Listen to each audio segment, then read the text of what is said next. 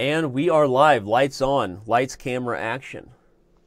Hi everybody once again. This is the qualifier number 3, but before we start, Danny, you should tell us what happened last week. Well, we have, it's quite the story. If you missed the full replay, it might be worth watching the full thing, but at least the last few minutes, what was going down was we had this insane turn of events where Grandmaster Hikaru Nakamura, trying to board a plane from the U.S. Championship to Zurich, was playing on his phone. Now, what's impressive is he was dominating on his phone. He was 8 of 8 and winning a lot of games, but in the last round, when we thought he might take care of business against a much lower rated international master opponent, he resigned on move 1 by accident, a mouse slip on the phone. That put Grandmaster Georg Meyer in a must-win situation as black against Dmitry Andreikin, a situation that was very, very tough for him, and it did not look like it was going well. But we're going to let me and Amon, me from last week, we're going to go to Time Machine. Me and Amon are going to take it home and tell you exactly what happened at the end of it. Grandmaster Georg Meyer having to win as black just to force an Armageddon game. And this is what happened. Taste in everybody's mouth. But he's got a chance, Danny. He is dead lost here. Yeah, he's dead lost. No, so a draw would be lucky here, and he's going to go on to lose this game. Andreikin's going to win, and with it, we have one very, very happy international master. The first international master, probably the last, to qualify for the Speed Chess Championship in a way that is just shocking, to say the least. Because if you take back that result, and is obviously extremely likely that he loses that game, he could make a draw if Naka wanted to offer a draw to secure the tournament, but it's very likely Naka wins that game. And then we've got our guy, Sergio Chess, coming in again. He's at 3rd place right now, but Hikaru's already qualified. He's even qualified himself, but he would have potentially taken down a shared 1st or 2nd place again, which is what happened? Stellar. What happened? What happened? You're kidding me. You're getting excited. It's Mate. What did he do? Meyer just won with Mate. He didn't. How is that possible? What? What is going on here? I'm freaking out. Oh my gosh, look at this game. Andreikin blundered with bishop h3 check. Even if the king goes to h2. Queen f1. Queen f1, but then queen takes d5. He would have been still winning. Yeah, that's what I was saying. He didn't have to take that. He took that so confidently. He's got like 20 seconds. What's he doing? What in the world? Oh my gosh. Andreikin and Naka have some sort of agreement that they want to create chaos. If I find out there's conspiracies, I'll ban everybody from the site. There's, I don't know, I'll just say. I can confirm that there were no conspiracies, Anna. It was simply a matter of, or a series of random and unfortunate events, or fortunate, I guess, if you're Grandmaster Georg Meyer in the end. After winning that game with black, he did go on to beat his opponent, international master, username Kekum, international master from Sweden, I believe. He ended up winning from Latvia, I think. Latvia, okay, sorry. And so he won and ended up qualifying, and with that moves him on to the next round. Grandmaster Georg Meyer, depending on how the rest of this month plays out, we will find out who plays who. But as you can see from what's in front of you, everybody, there have been 4 qualifier events. If you missed the first 2, those were on April 4th and April 11th. Today is the 18th, in case you forgot the date. And we're going to find out. So after this match today, we'll know who's going to play. Will they be playing Hikaru Nakamura, Sergei Karyakin, Maxime, or get lucky or unlucky to play the greatest chess player on the planet, Magnus Carlsen?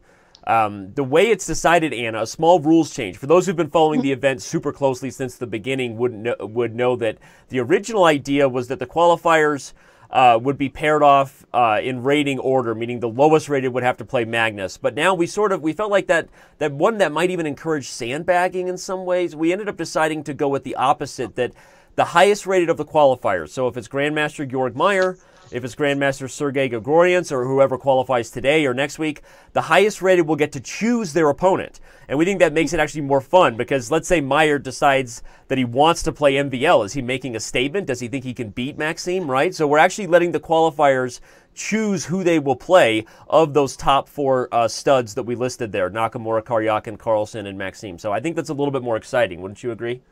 Yeah, I agree that it's great. And also from the interview with Meyer, it was interesting to hear that he has his preferences. So, of course, it's great for the highest rated player that he can choose, and it will encourage them to play all these days until the championship begins. Right, they'll have to play and get as high a rating as they can so they get to make their choice. As far as who has signed up so far, we still have a couple minutes, but of course you see Grandmaster Hikaru Nakamura, the only player north of 2,900 right now. And we've got Grandmaster Daniel Naroditsky. If we had to pick a dark horse, Anna, he's played in all of these and done well. So I look for him to maybe hold his own. I'm going to go with a pick that may surprise some. I'm going to pick the low-rated, according to our server, but doing very well lately, Mr. Oparian Grigori, who actually just competed in Zurich. I'm going to take this young man to win today. You want to make a pick before the games start in about 10 seconds? Sure. I'm going to pick Rasmus Swane from Germany. He's a young, talented player. And my other pick would be Sanan Sigurov, also for the same reason. I think these young kids are very, very dangerous in Blitz. Yeah, and sorry, I'm making sure that we have everything set up, which we do. And just like that, the games are off. So let me make sure that I have us 100% ready to roll.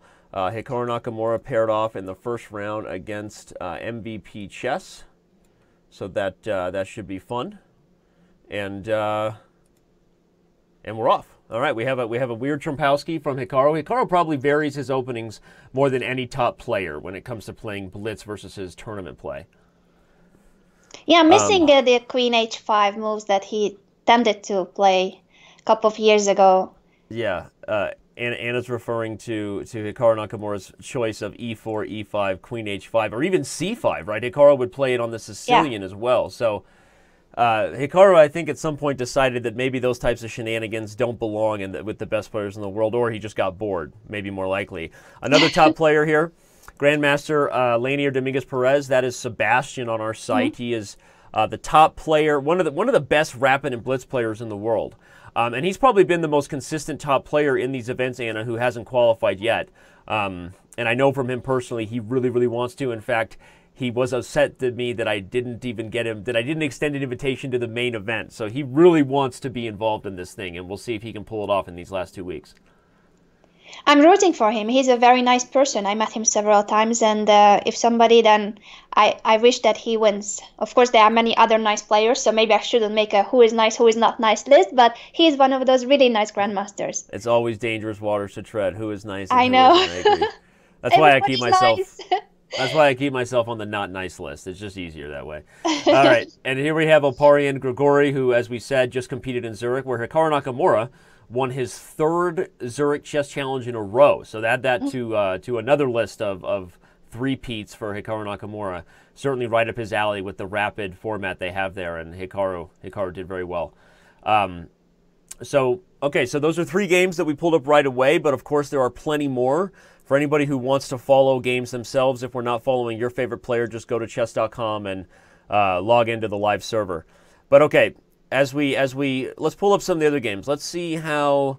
Let's see. We have this game going on. Another person to watch, Grandmaster Jeffrey Zhang, the young American. He's also played in a couple of these.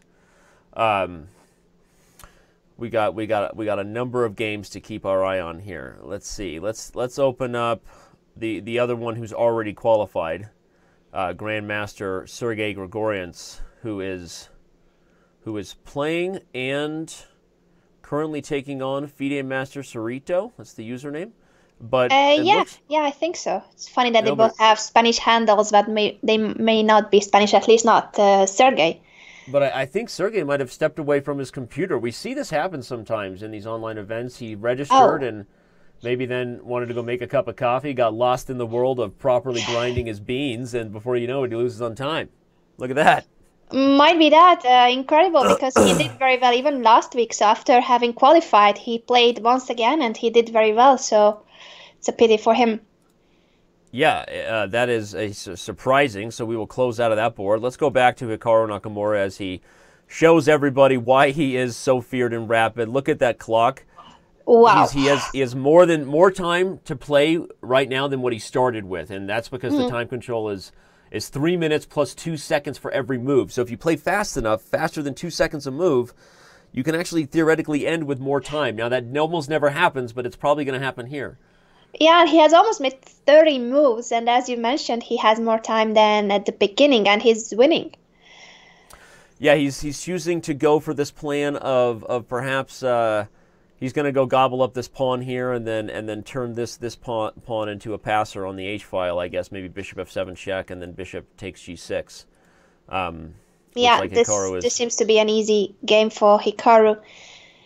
And Okay. a shout out to Alexandra Kostanjuk, if I see it correctly from the chat, that she's also playing, the former She is. women's world champion, chess queen. Alexandra and I actually had a meeting earlier today about some stuff that she may start doing for Chess.com, which was awesome. And she said she was going to try to play, but she had to pick up her daughter from, I think, a tennis lesson. So her life was very complicated this afternoon, but it looks like she got in. What is her username? I'm looking right now. I don't see her. Chess queen. I'm also trying to find her. Chess Queen. Shouldn't be too hard to find her, right? Let's see. Yeah. Chess Queen. There it is. Got the game. The search tool, at the very least, has become really, really powerful. If you ever don't know where a player is, if you click that, there's a little search button right above the players list pretty much in every window in live chess, and it populates as you type. So we have the game here between Chess Queen and International Master Roberto JBM. She looks like she's better as black, right? She's got two pawns, two passed pawns here, the F and E pawns. And if this knight ever moves, everybody, look for Alexandra's knight to pop into that G4 square. But it's also kind of close. Maybe it's... No, I guess this should be a pretty easy win. I don't think White can hold this. Yeah, I like her position too. This is just... I think White has no counterplay and he cannot build a fortress. Yeah, right, now F4 next move that you cannot block those pawns. So good start White for needed to be able to Alexandra. slow down. Yeah, here she comes. Yeah, and another player who F4. is here is Mr. Lawrence Trent. That's right. International Master Lawrence Trent. He told me not to be surprised if he qualifies for one of these. So, but Lawrence has always been a pretty confident guy. Yeah. We're going to pull up his game right now. He's currently taking on a FIDE Master, Silverback 96 versus International Master Lawrence Trent. Lawrence is better in the rook ending, but my first instinct says this may not be enough because it looks like these queenside pawns are going to peter out. Yeah, but that A3 move was at least a beautiful move. I liked it. You couldn't take it because of B2. Yep. That was Lawrence's idea right there, everybody. Try to deflect the king. But his structure on the king side leaves something to be desired, right? He's got a couple of weak H pawns, not ideal. If he gobbles up this pawn, he's going to go for counterplay with a move like rook F3, but unclear whether or not he's going to get enough. No, he wants the forcing lines. He plays rook B2. Yeah, I'm afraid that this might not be enough. Yeah, I was just going to say the biggest news of the day is after us talking so much about how Hikaru was on his way to win up a ton of time, he must have absolutely blundered. Black has queened already, and Hikaru did not. We thought that the H pawn was going to promote. Yeah, this is shocking. We're going to have to back up and look at this, but this is the... Didn't take long for things to heat up, Anna. We already have a huge upset brewing here. Hikaru Nakamura could be going down in round one. This is tricky, though, right? You've got these weird minors, and this king here has to be careful not to get mated. And Hikaru will be doing his best to create something devious, believe us. And we'll see So if he who is can his do that. opponent? The FIDE Master from Ukraine? Andriy Punin? I don't know him. Yeah, well, he may be looking to peter out with a draw now, but Hikaru Nakamura wants to win so bad he's actually avoiding repetition in a totally lost position, but he's going to regret that as now he's simply getting mated or he loses the bishop and Hikaru is going down in this game. Wow. Well, that is quite the start to the event today. Grandmaster Nakamura, the top seed, 2,900, loses his first game, and he will have to backfire. Don't be surprised if Ricardo still finishes near the top, right? Because he's done that before, and it's a long tournament. If you're just joining us, we have 10 rounds total. This is only round 1, and it is upset galore as Hikaru Nakamura gets mated to start the tournament. So, where does that put us? Well, it means that the top seed is not going to have quite as good of a tournament as he did last time. Let's check in on these other games. How is Sebastian faring? Sebastian looks like he took care of business. Grandmaster Dominguez Perez establishes himself among the leaders. Grandmaster Jeffrey Zhang lost another upset. Oh. Quite impressive here for him to go down. So we have multiple upsets here by a couple of the young American grandmasters losing out of the gates. Grandmaster Oparian Grigori, my pre-tournament pick, he did win. So he's at 1-0. And if we jump over to the standings, the site standings, let's see all the top grandmasters that have started 1 out of 1. Daniel Naroditsky, Indian Lad, Infernal Yam, Infernal XAM. I keep saying Yam.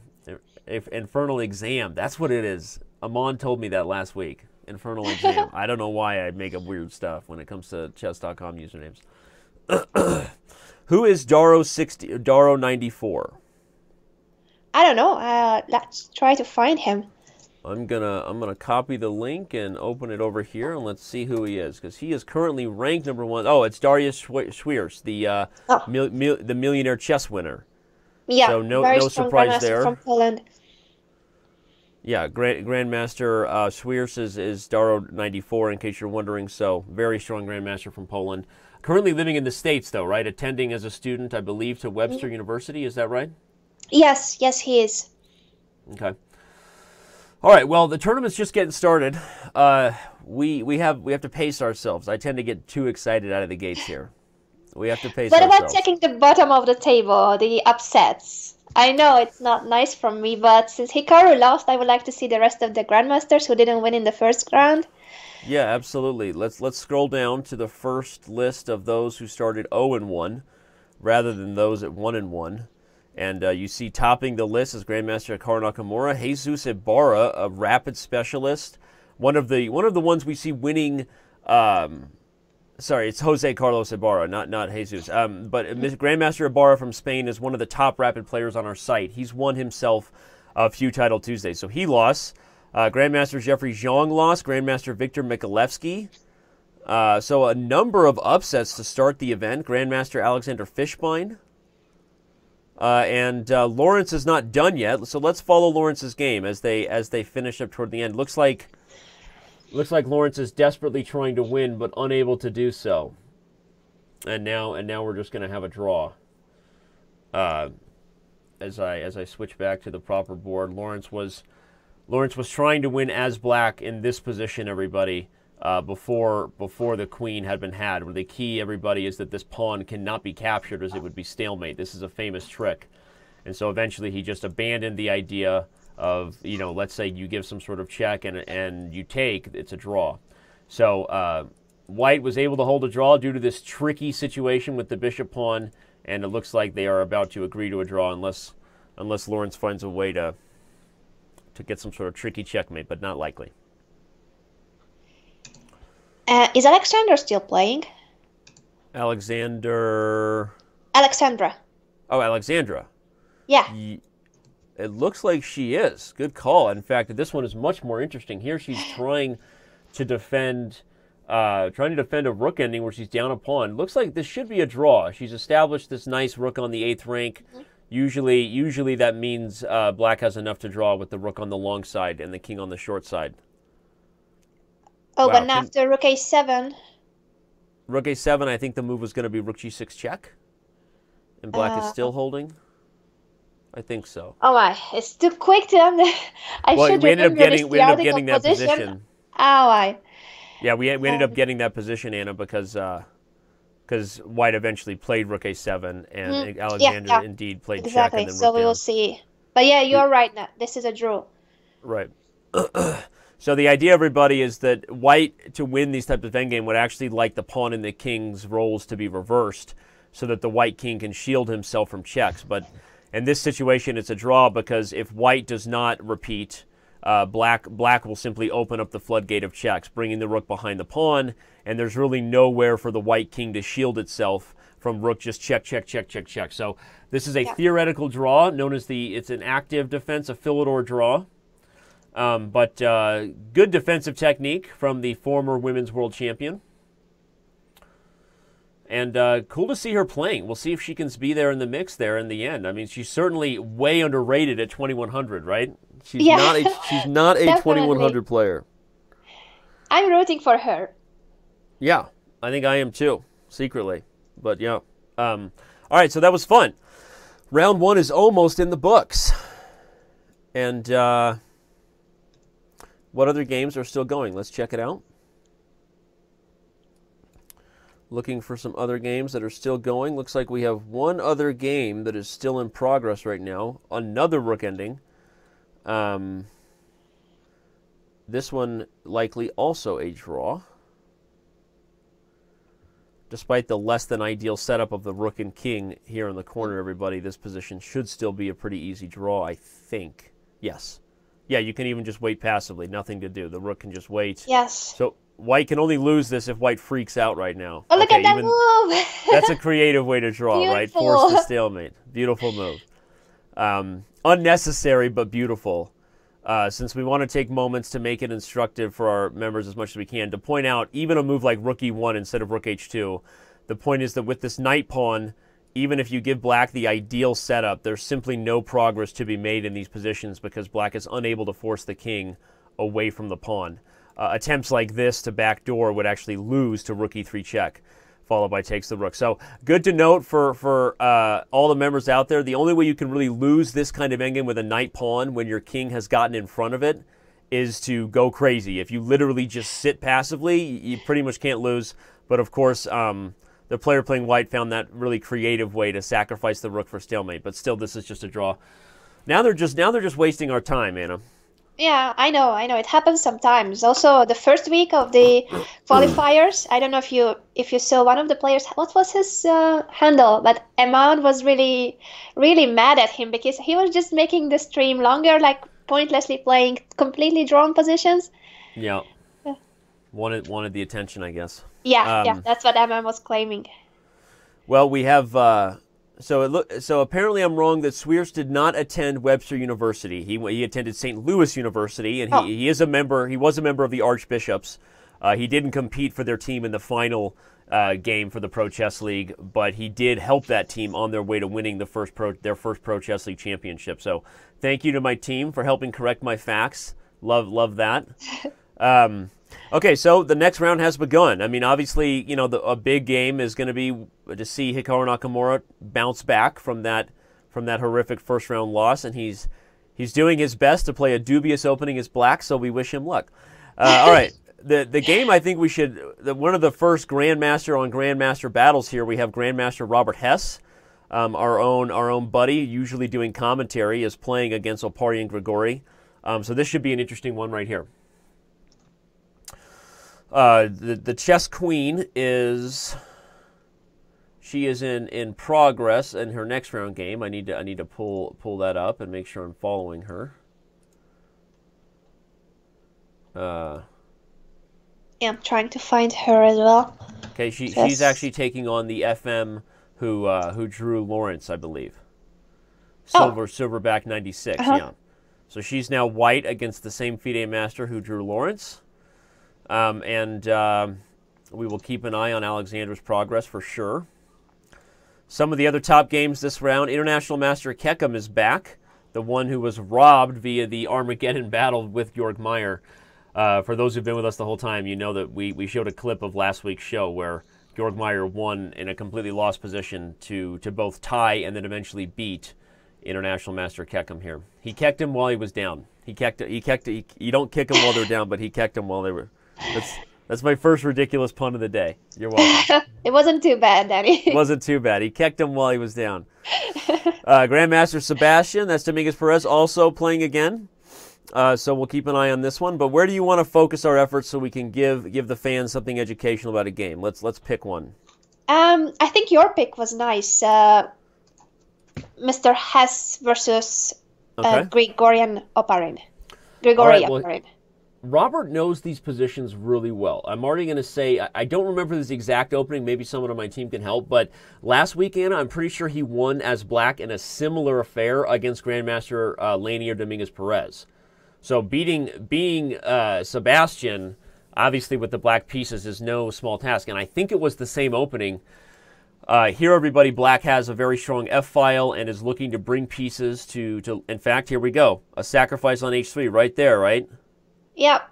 What happens next?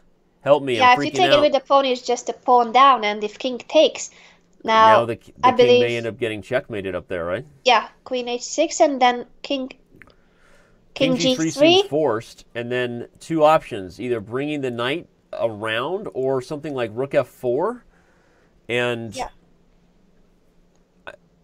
I don't. Okay, so he's repeating.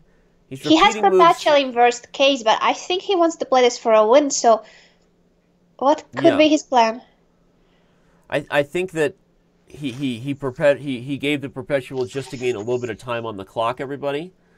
Now he's probably trying to calculate whether he has enough to play for a win. He chooses Rook that he does. f6, threatening rook g6. And very nice. How do you prevent that? It's just, I think he's winning, because if the knight moves, you can just give queen f4 check and then rook h6. I think it's over. Yeah. Robert Beautiful.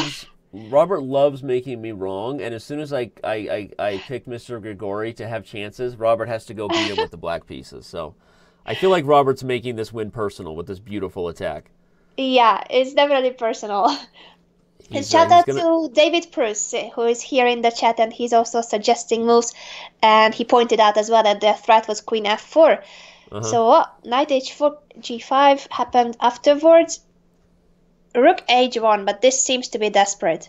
Yeah, I think the only thing missing for black is that he couldn't play the rook from the 8th rank over to g8. That rook on a7 is not ideally placed, but shouldn't stop black from maybe going on to win, though if white defends off the attack, Robert is down a minute on time. And right now he might be struggling a little bit for a concrete continuation. This is actually not so simple here.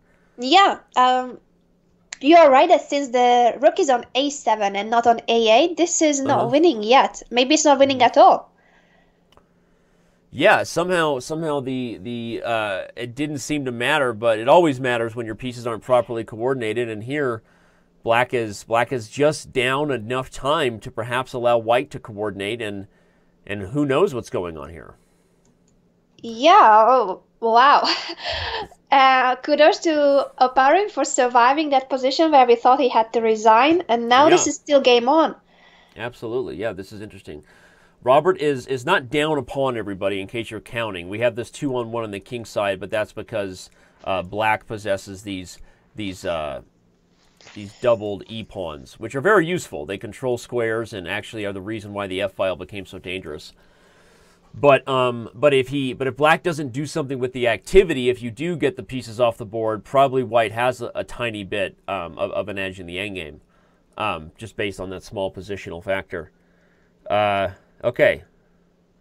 Grigori is looking to head to the endgame, as I was talking about. He wants those queens off the board. That does two things. It prevents white from being under fire any longer. No more threats of checkmate, and maybe helps get... Okay, that's a nice move by Robert. I like it, yeah. Now the pawn structure is straightened.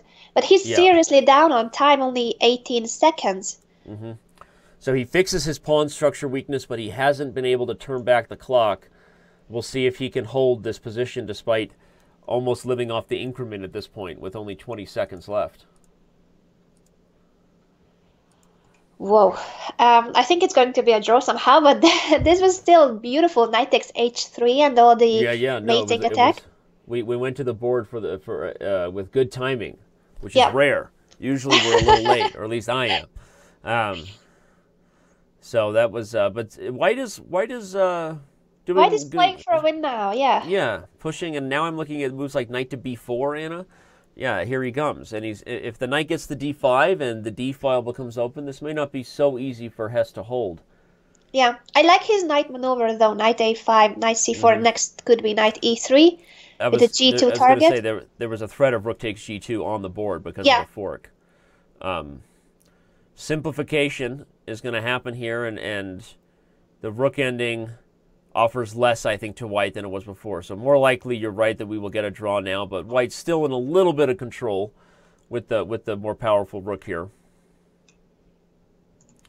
But okay, probably black has nothing to worry about because this rook on g7 keeps the g2 pawn in check, right?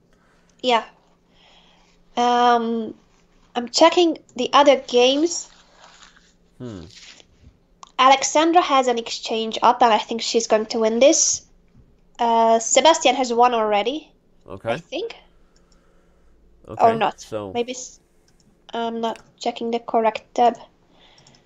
Alexandra is up in exchange. Looks like, yeah, she's going to go on to win this game, so she'll be at 1.5 out of 2. Hikaru Nakamura won his game in what seemed like a total of 30 seconds, so he was not happy with his first round loss and got revenge. With the white king finishing on d6.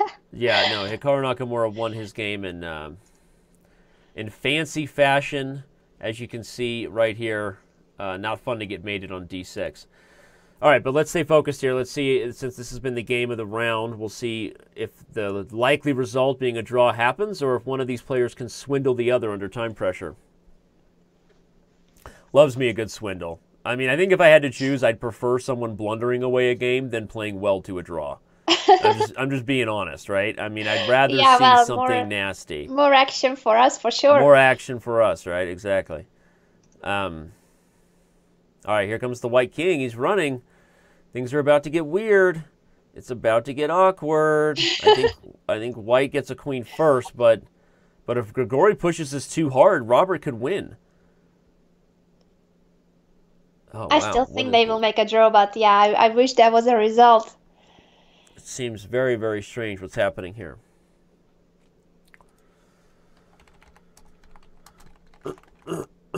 Lawrence has made a second draw, so it doesn't seem that he's going to win the tournament, though he can, of course, make 8 out of 8 in the last rounds, and then that's first place for sure. Okay, well, yeah, it still should be a draw here, regardless of how Grigori takes that pawn, moves like king to e3, or even, I think king f2 might have even been easier. That way he could have had rook g3 check, but okay, this should also be a draw, and that will likely be all she wrote. Here we go. All right, so let's see how Alexandra is taking care of business. She's white as we set up the exchange, and this is just over. No point in paying attention too much there. Other games of interest that are still rolling. Naroditsky is playing an interesting game. Okay. At least I thought it was really interesting. He's still doing fine, but with the queens on the board, it looks really scary for black. Yeah, now it's just an endgame that is really good. Really good for Naroditsky, right? He's got these two passed pawns on the queen side, and black's passed pawn is going nowhere. So it looks like Danya moves to 2 out of 2. I'm pretty sure Daniel doesn't like people calling him Danya anymore. That was like his nickname as a kid. But I think if you knew him when he was like 4 years old and just like sitting on a phone book at a chess tournament, you're allowed to call him Danya. So I'm playing the old man card here. I thought it's normal for. Isn't he from Russia or somewhere? He is from Russia, and certainly Danya's a nickname. But I think he prefers that people don't use it anymore now that he's kind of grown up. You know, he's at Stanford getting his master's. You know, he's a big deal. I don't know if you heard. So anyway, and he's winning in a nice way, bringing the king to c6. So now knight a6 was a threat, and b7 as well. Good enough. Good enough. Danya will go on to win here. He's going to play rook e7 check the moment black takes, gobble up the queenside pawns, and Bob's your uncle. White goes on to win. So, all right. Any other games still going? Let's see. Let's take a look at the standings. Let's take a look at the standings real quick, just so we can show. Obviously, Naroditsky just won. Grandmaster Indian Lad, who I also forget who he is, so I will find out now. I couldn't find it out. I think he is not showing his name on his profile. It says mysterious man. Well, I'm allowed to figure out who it is. Okay. Well, I won't. I Please do won't that. reveal. I won't reveal his name just yet. But one of the rules we have, and all titled players, this is public information, is if you win cash in a Title Tuesday, we don't keep your identity secret anymore. We're not having anonymous people win money. So I won't reveal his name just yet. But right. I'm pretty sure it was public actually before, and he only recently changed his profile. So Infernal Exam right there, he was amongst the best players last week, Anna. Obviously, Alexander Moskalenko. We see Grandmaster Lanier Dominguez-Perez, Sebastian. So still anybody's game. It is early in the tournament. If you're just joining us, a reminder of what this is. Let me just remind you of what this is. We're trying to figure out who's going to play Magnus Carlsen, or Maxime Vachier-Lagrave, or Karyakin, or Nakamura. And this is one of the 4 qualifiers we have run this month. 1,500 in cash prizes just for today. But, of course, winning the ultimate prize is a chance to play in the 2017 Speed Chess Championship. Let's remind everybody, Anna, you and I will actually have the call for the first main event, right? You and I will have the call on May 3rd. It will be Exactly. Hikaru Nakamura versus somebody. It could be the person who wins today. Could be, yeah. And once again, I think if you repeat the regulation about the qualifiers, how they can choose their spot. Yeah, maybe let's some do of that. the people missed it. So with this bracket here, good call, Anna. For those of you just joined us, the way it works is right now we have 2 people that have qualified, Sergei Grigorians and Grandmaster Georg Meyer in dramatic fashion last week, right here. But the players will get to choose who they play in one of these 4 missing spots, these men with no faces or women with no faces, whoever it is. They will get to choose their spot based on their rating. And so whoever the highest rated is at the end of this month, May 1st at midnight Pacific time, will get to choose who he plays. So if Grandmaster Georg Meyer decides that he matches up well with Maxime Vachier-Lagrave or Sergei Karyakin, he can choose that. And maybe it'll be really fun because it'll be interesting to see who the top 2 guys choose as their ideal pairing and sort of making a statement as to... I'm going to guess that nobody wants to play Nakamura or Magnus. I'm just going to guess that. And so the real prize is being able to choose one of the other 2. Not that MVL or Sergei Karyakin are a piece of cake by any means, but if I had to choose, I would choose one of those 2 over Nakamura or Carlsen. I would definitely choose one of them as well, because how many times do you get a chance to play against them? And it's not just one game, it's a whole match. Right. Well, I guess that's the other way to look at it too. Yeah, for sure. All right, and so we go back over here to our main window as we wait for the next round to begin. And right as I say that, good timing. Ooh, this will be a good one to follow. The first one that popped up. We have Grandmaster Sam Sevion, another young American star. Konovets on Chess.com, everybody. That's Grandmaster Sam Sevion versus Dominguez-Perez. So this one here should be a good one. For some reason, the board is not refreshing for me. I will refresh and let it reset itself. I wasn't seeing the moves properly. There we go. There we go. Okay. I see that Lawrence is not very lucky with the pairings. He has made 2 draws and now he's playing Jeffrey. Yeah, 2 draws and he gets another Grandmaster, so a bit of bad luck. But speaking of bad luck, Grandmaster Alexandra Kostyniuk is playing Hikaru Nakamura. Oh! I don't think you would ever imagine if you started... this is a primetime matchup, and neither one of these players expected to play the other, right? Because Hikaru sits at 1 out of 2. Alexandra also gave up a draw in the first round, and now they're both playing each other. Wow. Somebody in the chat, Quest to Master, says, Hikaru versus Kostyniuk, this must be a dream. No, it is not. It is not a dream. So this will be interesting. What do we think so far about this game here? Hikaru is white. We have castles on opposite sides of the board, which should lead to some fun fireworks with both sides trying to checkmate the other. And Alexandra got the party started with the move h5. So who do you think is better here, Anna? I'm rooting for Alexandra. I know you're rooting for Alexandra, but I think Hikaru is actually a little better. I think yeah. there's an immediate threat. I do like white. I do like white. Knight b5 is in the air, and I was going to say she allowed the threat of knight to b5. Now she'll have to play b6, I think. Yeah, there she goes. And then a4, a5 coming. I agree. It seems like the natural F4 progression. Yeah, he's just kicking away the knight from e5, and then next move can be a5, Well, a4, one idea a5. is actually of getting rid of that knight, Anna, is to use the d4 square so that he can actually at some point hop into c6 with another knight. Then you have two knights attacking over here. So Yeah, I think white is already basically winning because black doesn't have enough defender pieces on the queen side, and also her attack is not strong enough after h3, g3. I agree. Unfortunately. So, a primetime matchup and one where Alexander is actually in the higher score group because of Nakamura's first round upset loss, if you're just joining us. But I think Hikaru is on his way to winning this game as white. It seems like white has many more ways to improve the chances on the queen side, whereas black is kind of already hitting a brick wall in terms of checkmating. Oh, but there's a5. That's actually I don't know why we weren't even thinking that as a move, but that's a very important move there. That saves black for the time being, right? Yeah, and first she pushed c5, so now b4 is not an option for white. Mm-hmm. She played very well that part, blocking everything on the queen side. Yeah, I agree. She defended that well, and we have a game, and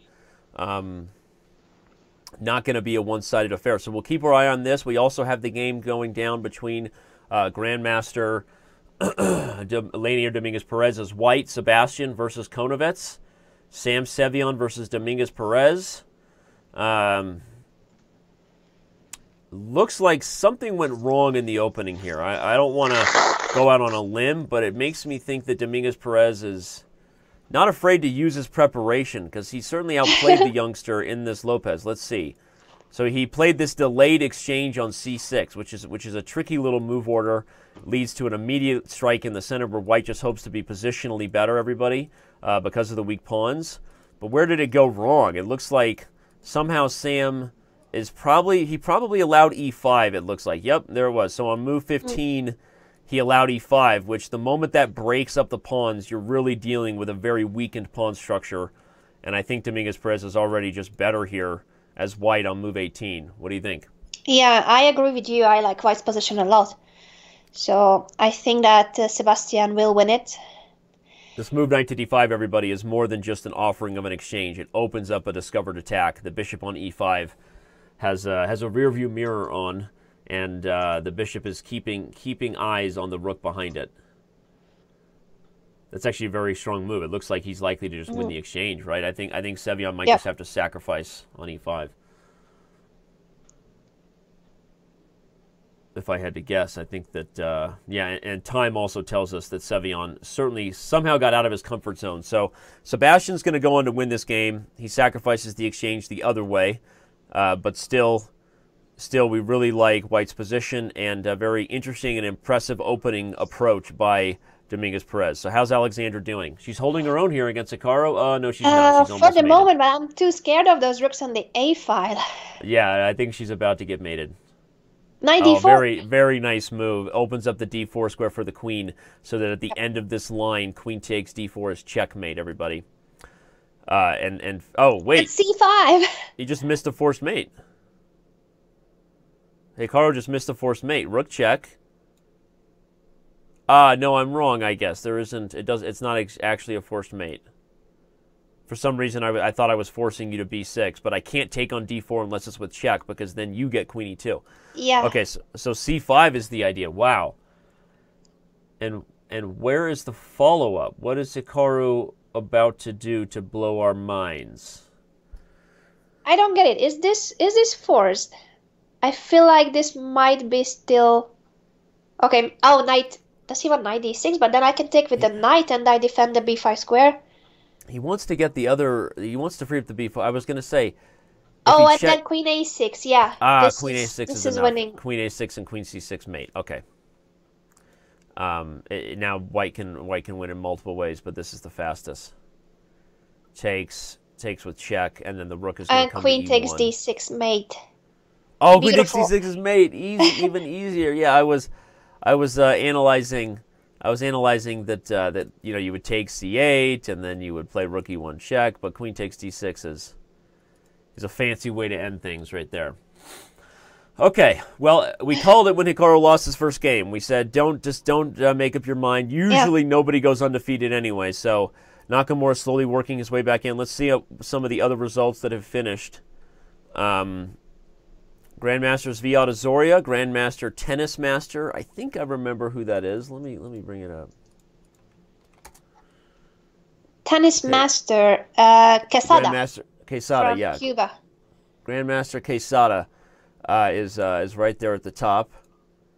Azoria Malev 212 is Grandmaster Jan Elvist. Just FYI, former number 3 in the world at his peak, and Jan is a regular coach on Chess.com. He's on Chess.com a lot giving lessons, so nice to see him right up there. That's Grandmaster Jan Elvist. And still another big list. We are waiting for whether or not... Oh, okay, so it's gotten a little tricky here. Sam Sevion is holding his own, but still down the exchange and still likely to lose here to Dominguez Perez. Okay, so what's some more exciting games? What's the word on the street? What's the word on the street of some other exciting games? I don't know which one to pick. There are still plenty of games going on. Let's go with this game here against Grandmaster Elshan Muradi Abadi versus Matisse 90, even though only 1 out of 2. Elshan actually recently got fame, not for the moves he played on the board, but for his help. His help yeah, exactly. of he Sabina. Is a women's U.S. champion, basically. Yeah, exactly. Elshan helped his student, or let's say his friend who he was the second for, Mrs. Feuser, Sabina Feuser. She actually went on to win the U.S. Women's Championship, an upset victory over the normally favored Irina Krush, Anna Zatonsky. So congratulations to Elshan Muradi Abadi for his coaching technique. And here he's going to show us some 2 minors versus a rook technique, because he should go on to win this endgame as white. Oh, very nice. That's a forcing way to take care of business. Yep. If pawn takes, knight d5 check would be a fork of the king and rook, everybody. So Muradi Abadi is on his way to win this game as white. I see Lawrence is in the chat and he's saying that he is struggling. Yeah, Lawrence, you were not very lucky with the pairings. Playing against Jeffrey Seong when you have 50%, that's not a lucky pairing for sure. Not a lucky pairing at all. Although these days, the Title Tuesday, what do we have? We had 168 total players and more than 40 grandmasters, I think. So it's hard to get lucky pairings. These events have gotten stronger and stronger, so doesn't take long. But sorry, Lawrence. Don't give up, buddy. We believe in you, or whatever else inspiring you want us to say. Okay, so this one isn't the most exciting. Looks like it's going to be taking care of business. Let's jump back to the main standings, okay? Obviously, Dominguez Perez took care of business as we thought he would. Yakov Norowitz, Blitz and Bullet legend, is right there at the top. And a whole lot of people still on 3 of 3, but look for Hikaru Nakamura to jump into the first page of the standings in the next round if he's able to take care of business. And there's Grandmaster Bobby Hess. He bounced back after he drew that game against Oparin Grigori. He obviously won, so he now sits at 2.5 out of 3. Let's keep our eye on Robert. And there's FIDE Master Kevin Bourdi, Blitzstream, as you know him. Make sure you subscribe to his YouTube channel, doing all kinds of content for us in French. And then Naroditsky, who Naroditsky must have fallen this round. Who did he play this round that we missed? Naroditsky, I can't recall. Did we check his game now? I don't think we saw his game this round. So, okay. Moving back to the main game, Black has played exceptionally well, and okay, Elshan eventually wins this one on time. Should have only been a matter of time before the 2 pieces took care of the rook, but this ended up being a little bit harder than we thought it would be. Too bad we didn't get to see a knight and bishop mate, right? That would have been sweet. Is there any game still going on, or that has been it for round 3? Indian Lad. Another rook ending. Another opportunity for us to pretend like we don't know who Indian Lad is. I don't know who he is. You should tell me in the chat. I'm pretty sure his name was public before. What did he do? Why did he change his name? Let me just double check with my staff. He even changed his profile picture to a mysterious man. That's right. That's right. I don't even know. I feel like last week Amon and I didn't have this problem. We know exactly who he was, but he's gone out of his way to be mysterious. All right, well, here he's not doing anything mysterious. He's just trying to win an endgame he has no business trying to win. And my earpiece is, I don't know what why can't I get an earpiece that works? It's like a running joke. All right, well, game drawn by repetition. Indian Lad now sits at 2.5 out of 3. And we wait for the fourth round to get started. All right, I well, see here we people go. in the chat trying to guess who is the mysterious Indian player. So some of the votes go for Vishy Anand, and others say that it might be Pentala Hare Krishna. It's neither Vishy nor Pentala Hare Krishna, so we can give up on the biggest celebrities in India. Okay, they both have their own accounts and play under their own accounts when they do. But one other Indian grandmaster. They have so many strong players, so it can be any of them. Exactly. Well, we'll let them keep guessing, and if they guess, we'll confirm. Okay, so here we have Grandmaster Alexander Fier from Brazil taking on Grandmaster Dominguez Perez in a sharp Queen's Gambit accepted. I think this is all theory right now. So yeah, it looks scary, but it's still theory. Yeah, this is all. There's a lot at stake for these guys. This isn't normal blitz where you see a lot of crazy shenanigans in the opening, a lot of just tomfoolery, and then somebody flags the other one. These guys are really playing their best chess for a chance to qualify. So Alexandra, she now gets another Grandmaster, Mr. Corrales. She is white this time. Who else do we have? We have Grandmaster Hikaru Nakamura taking on Swifty McBishop. Tough pairing when you're 2.5 out of 3 and you get Hikaru Nakamura, but that's life. Yeah. And let's see. And then Grandmaster Daniel Naroditsky is taking on Grigoriev. That's not a joke. That's his name. Okay, so this is going to be another interesting one. So many to pick from. Hardly enough time. Also, International Master Crypto Chess. That is Alexander Katz, regular Blitz player on our site and a manager of one of the Pro Chess League teams, actually, Mr. Katz. He's taken on my early pick to win the whole event today, but likely a bad pick by me. It seems that way. Yeah, I think also my picks are not doing fine. Rasmus Swan, he lost in the previous round, I believe. So, yeah, well, still plenty of rounds left. And let's bring up Grandmaster Robert Hess's game and see who he's playing, given that we know he sits at 2.5 out of 3 and should be near the playing one of the top players as well. And as soon as I get that game up, we will. I see another suggestion for the mysterious Indian player. I hope it could be him, Pragnananda, the youngest international master in the world. Nope. Or keep Adiban. Guessing. Keep guessing. It's neither one of those guys. Someone's just gonna go to FIDE and just go down a list of top players in India. Name everybody who is from process India. of elimination.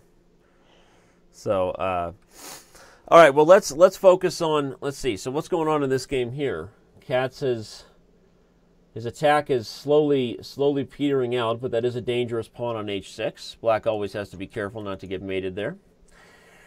But I like Black's position to slowly unwind itself and to kind of work himself back into this game right now. Perhaps Black brings the rook to g6, brings the queen up, gets the other rook involved. Huh? At the right time, White might have to deal with this capture here, which means that Black has a good knight for a bad bishop kind of dynamic. So we'll see what happens in this one. Let's keep our eye. I think the game that is probably the most closely contested, both on paper and right now on the board, is this one here between Fier and Dominguez Perez. Super unbalanced, right? You've got this bishop pair, two bishops with nasty intentions on the diagonals, but Black is up a couple of pawns.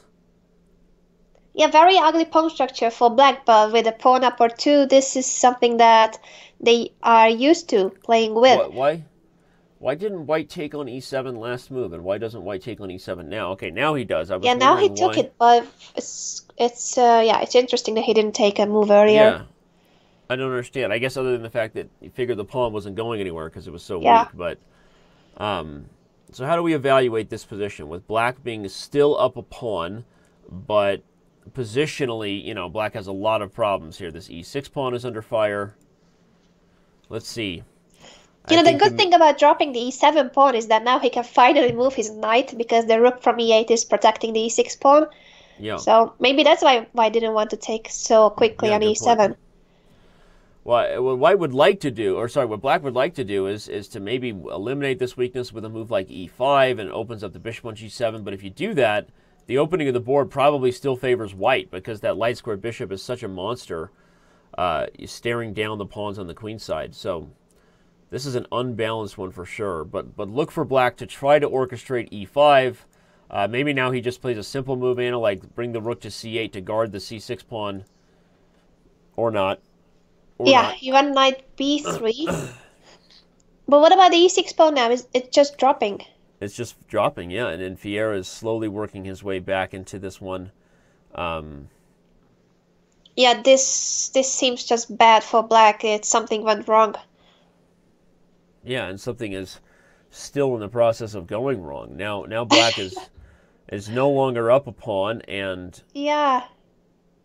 Okay, c5 is an interesting move. I mean, certainly you're trying to pry open a target of this c3 pawn, and now Black can choose between either recapturing on c5 or going and winning the pawn back on c3. He chooses the latter, but that I don't know what's better here. I mean, the open, I was just about to say, yeah, can I just get rid of this bishop, and all of a sudden I've got all kinds of open squares on this diagonal. Yeah. Seems very, very, very, very sharp here. Though after queen takes c5, at least the black queen is protecting so many important squares like the g5 square, so there's no queen g5, queen f6 threat. But still, this looks very dangerous. Yeah, I agree. Black needs to get the pieces off the board as fast as possible so that this king doesn't get mated. If Sebastian achieves that, he's probably going to go on to win the endgame. He's got a couple of passed pawns on the queen side, but it's not so simple to do that. It's great that he has managed to place the knight on d4 at least, so you have to do something about the e6 bishop. Right. There's also this f3 square that White has to keep an eye on as long as the knight is there. So there's some tactical tricks for White to be aware of.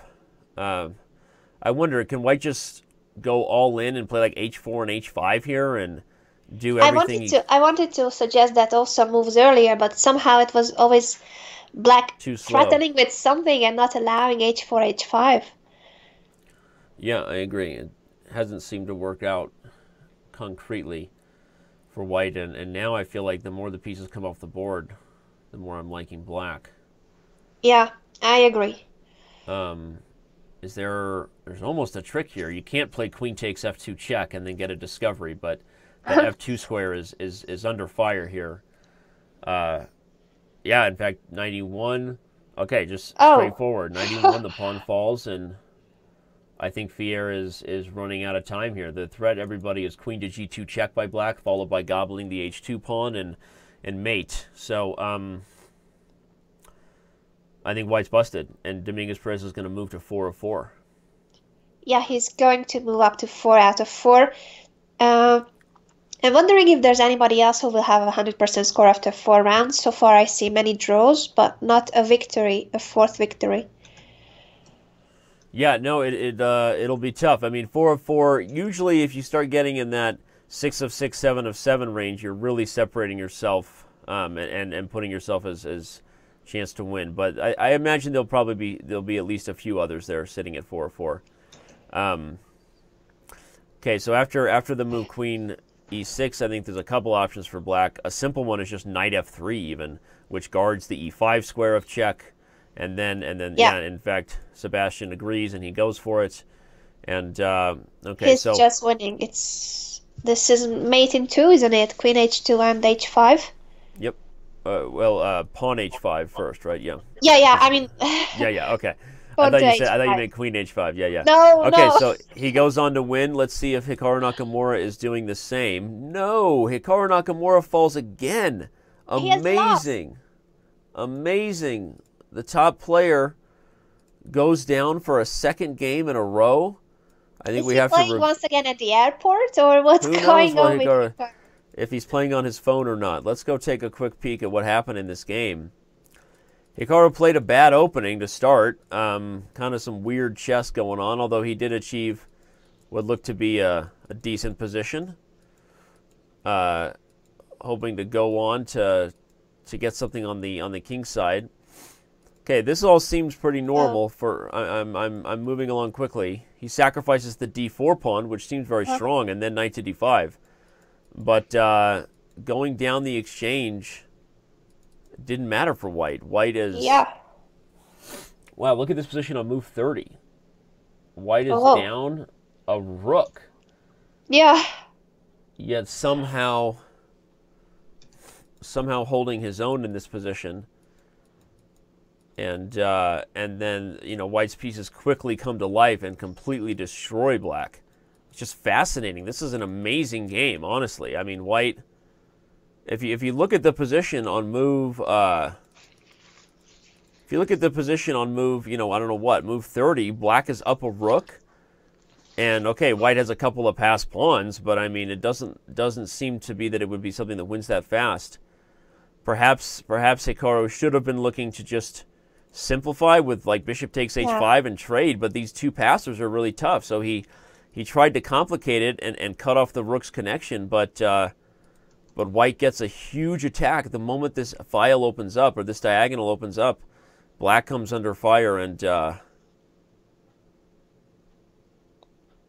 who is Swifty McBishop? I don't even know who Swifty McBishop is.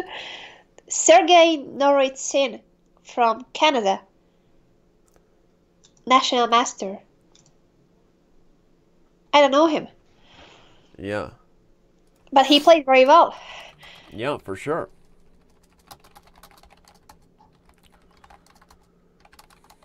All right, well, let's move on to the other games. Hikaru Nakamura goes down. Crazy, crazy stuff. We still have... So Grandmaster Daniel Naroditsky did take care of business against Double Grigorov, as I like to call him. Sebastian did take care of business as we anticipated. Grandmaster Alexandra Kostyniuk won her game.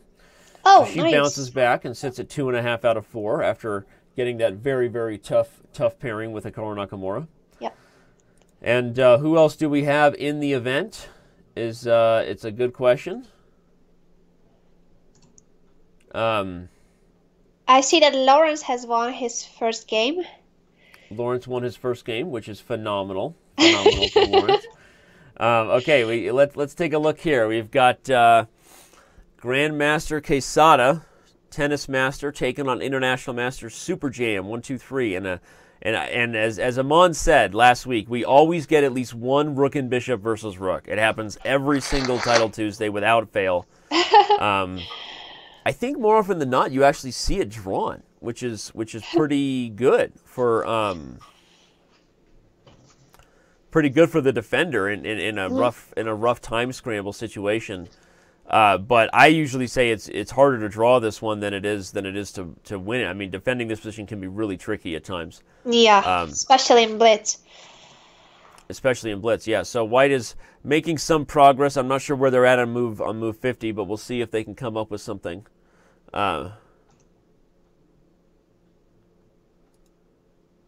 Okay.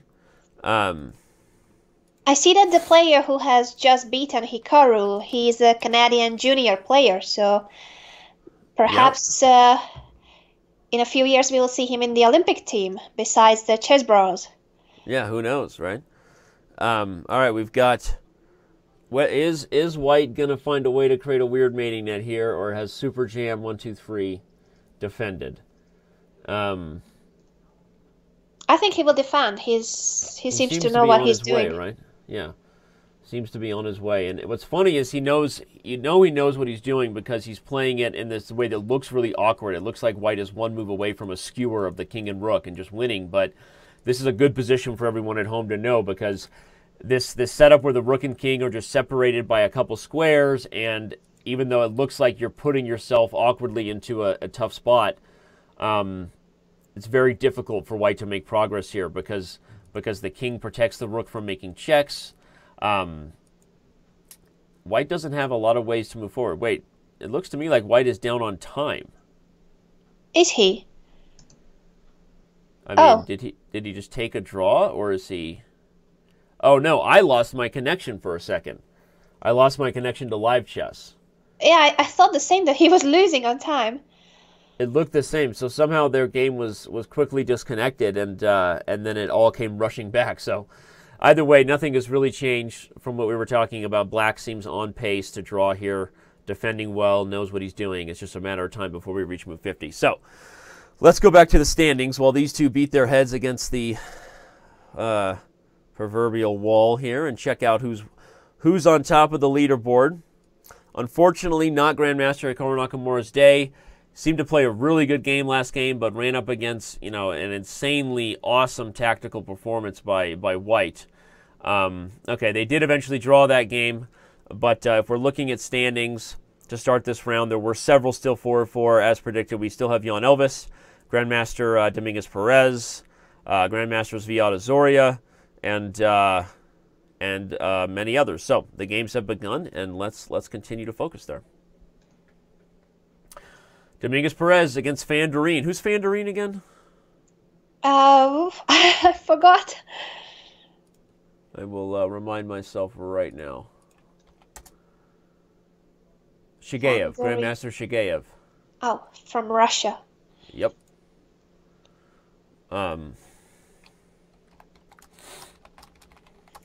So we have 5 players with 4 out of 4. Okay, so we have 5 players out of 4, and here we have a Taimanov English attack, one of my favorites. But it seems like Black is doing good in this line, like something with the tempo seems off for White. I feel like something went wrong here, as they say, but I don't really know how to put my finger on it. But let's focus on the other top games. So we've seen Sebastian and Fandarine are going at it. Grandmaster Alexandra Kostyniuk continues to look to fight her way back. The chess queen in a Berlin endgame against FIDE Master Jeden 94. Who else we got? Grandmaster Daniel Naroditsky is also staying in the fold here with a Scandinavian as White. We'll see how this one plays out. And who are the other top ones right there at the top? We had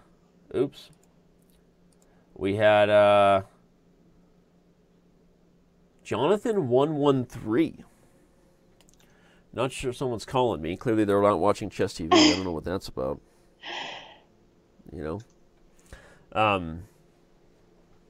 Jonathan 113. That's a FIDE master who I'm not really aware of who he is, but he's right there at the top. So let's go ahead and pull up his game, because he's taking on Zviad Azoria, who we haven't really covered much of his games yet, but Azoria, very, very strong grandmaster, and certainly capable of awesome things. But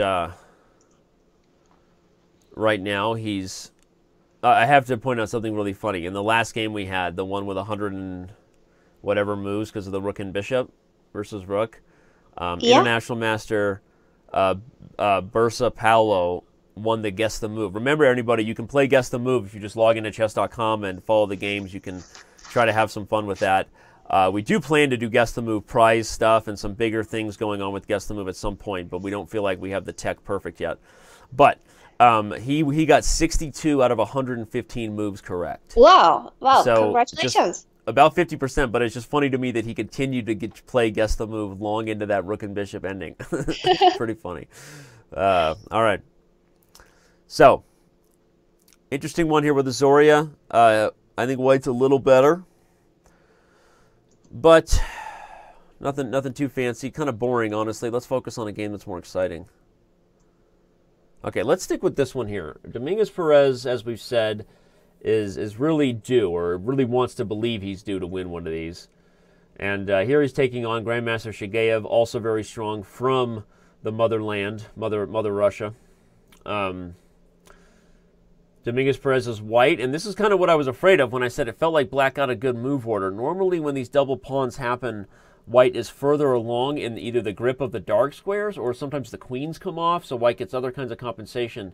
I'm worried about this position for White if Black, just plays a move like knight to d5. There it is, right there. Yeah, I mean, right as I was saying it, because I don't really need the G7 pawn, and if the C3 pawn falls, so something seems to have gone wrong here for Dominguez Perez. And like I'm not an expert, but I pretend to be one. I pretend to be an expert in the English attack.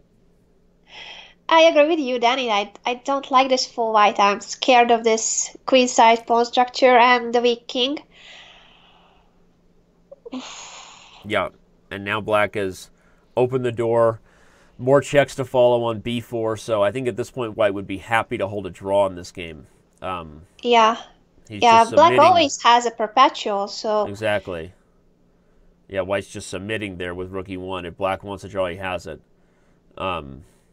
So we'll see if Shigeev decides there's more. I am guessing that he will. I'm curious. Yeah, I guess if he could, like, push his pawn to a3, but it takes tempo. I was just going to suggest that. Yeah, I was going to say that quite possibly the pawn could rush. Castles is interesting, and I think his plan is if he can get a rook lift here, now he gets the other rook involved in the game. So we'll see. But Dominguez Perez is a strong grandmaster. Let's see if he can hold this position, but this should be a fun one to watch down the finish as the players get under time pressure. Okay, rook to b3, obviously. The queen's going to go to a4 or c4, I'm going to guess. Ooh, he goes to e7. He was worried about the d7 pawn, I guess. Yeah. It's a bit passive, though. Yeah, it is a bit passive. I'm a little surprised by that, but maybe he feels like there's no need to do anything crazy if he can just slowly improve pieces on the c file. Okay, interesting move. Dominguez Perez plays queen a7. He's trying to defend by attacking. Yeah, it's a good stuff. Queen a7 and queen g5. Yeah, so Shigeev has to be careful here. He doesn't want to lose those pawns on the queen side if he doesn't get good attacking chances, because that'll allow an endgame flip where suddenly white goes from being under fire, where white would actually have passed pawns on the queen side. So black has to be careful. I think queen takes d7 looks fine here, but then I guess the rook's double, and white has to figure out what is he going to do to defend the c2 pawn. I guess we're going to find out. Yeah, what does he want to do here? I don't know. We're going to find out. He goes for it. Rook b2, I was going to say, but it's so ugly. There's no queen takes d3, everybody. First of all, don't get too excited. If pawn takes, yes, that would be mate, but white can take with the queen, and there is no mate. So Sebastian decides he can play rook b2 and still hold. But this looks suspicious. I agree. This looks very, very tough for white. Black is going to poke threats all over the board. Queen e1 check and try to look for more ways to get in on the 7th rank. I think queen e1, rook d1, queen e2 is what we're going to see. And once the queen comes to e2, there's now a double attack on both c2 and f3. So feels like Shigeev is flexing his muscles here. This is going to be rough. Now just gobble the h2 pawn, I assume. I assume, anyway. 12 seconds for Shigeev, and that's a big deal, right? Yeah, that's the only factor that is actually supporting white's position. And this could be a big match. I mean, early in the tournament, whoever wins this one is establishing 5 of 5, and could be a bit of a game changer there. So we'll see who ends up taking this one.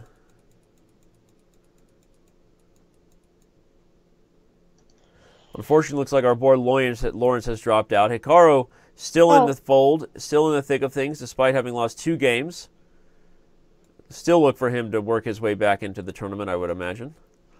But okay, now Sebastian is under just as much time pressure as Sebastian. A rook endgame, please, no.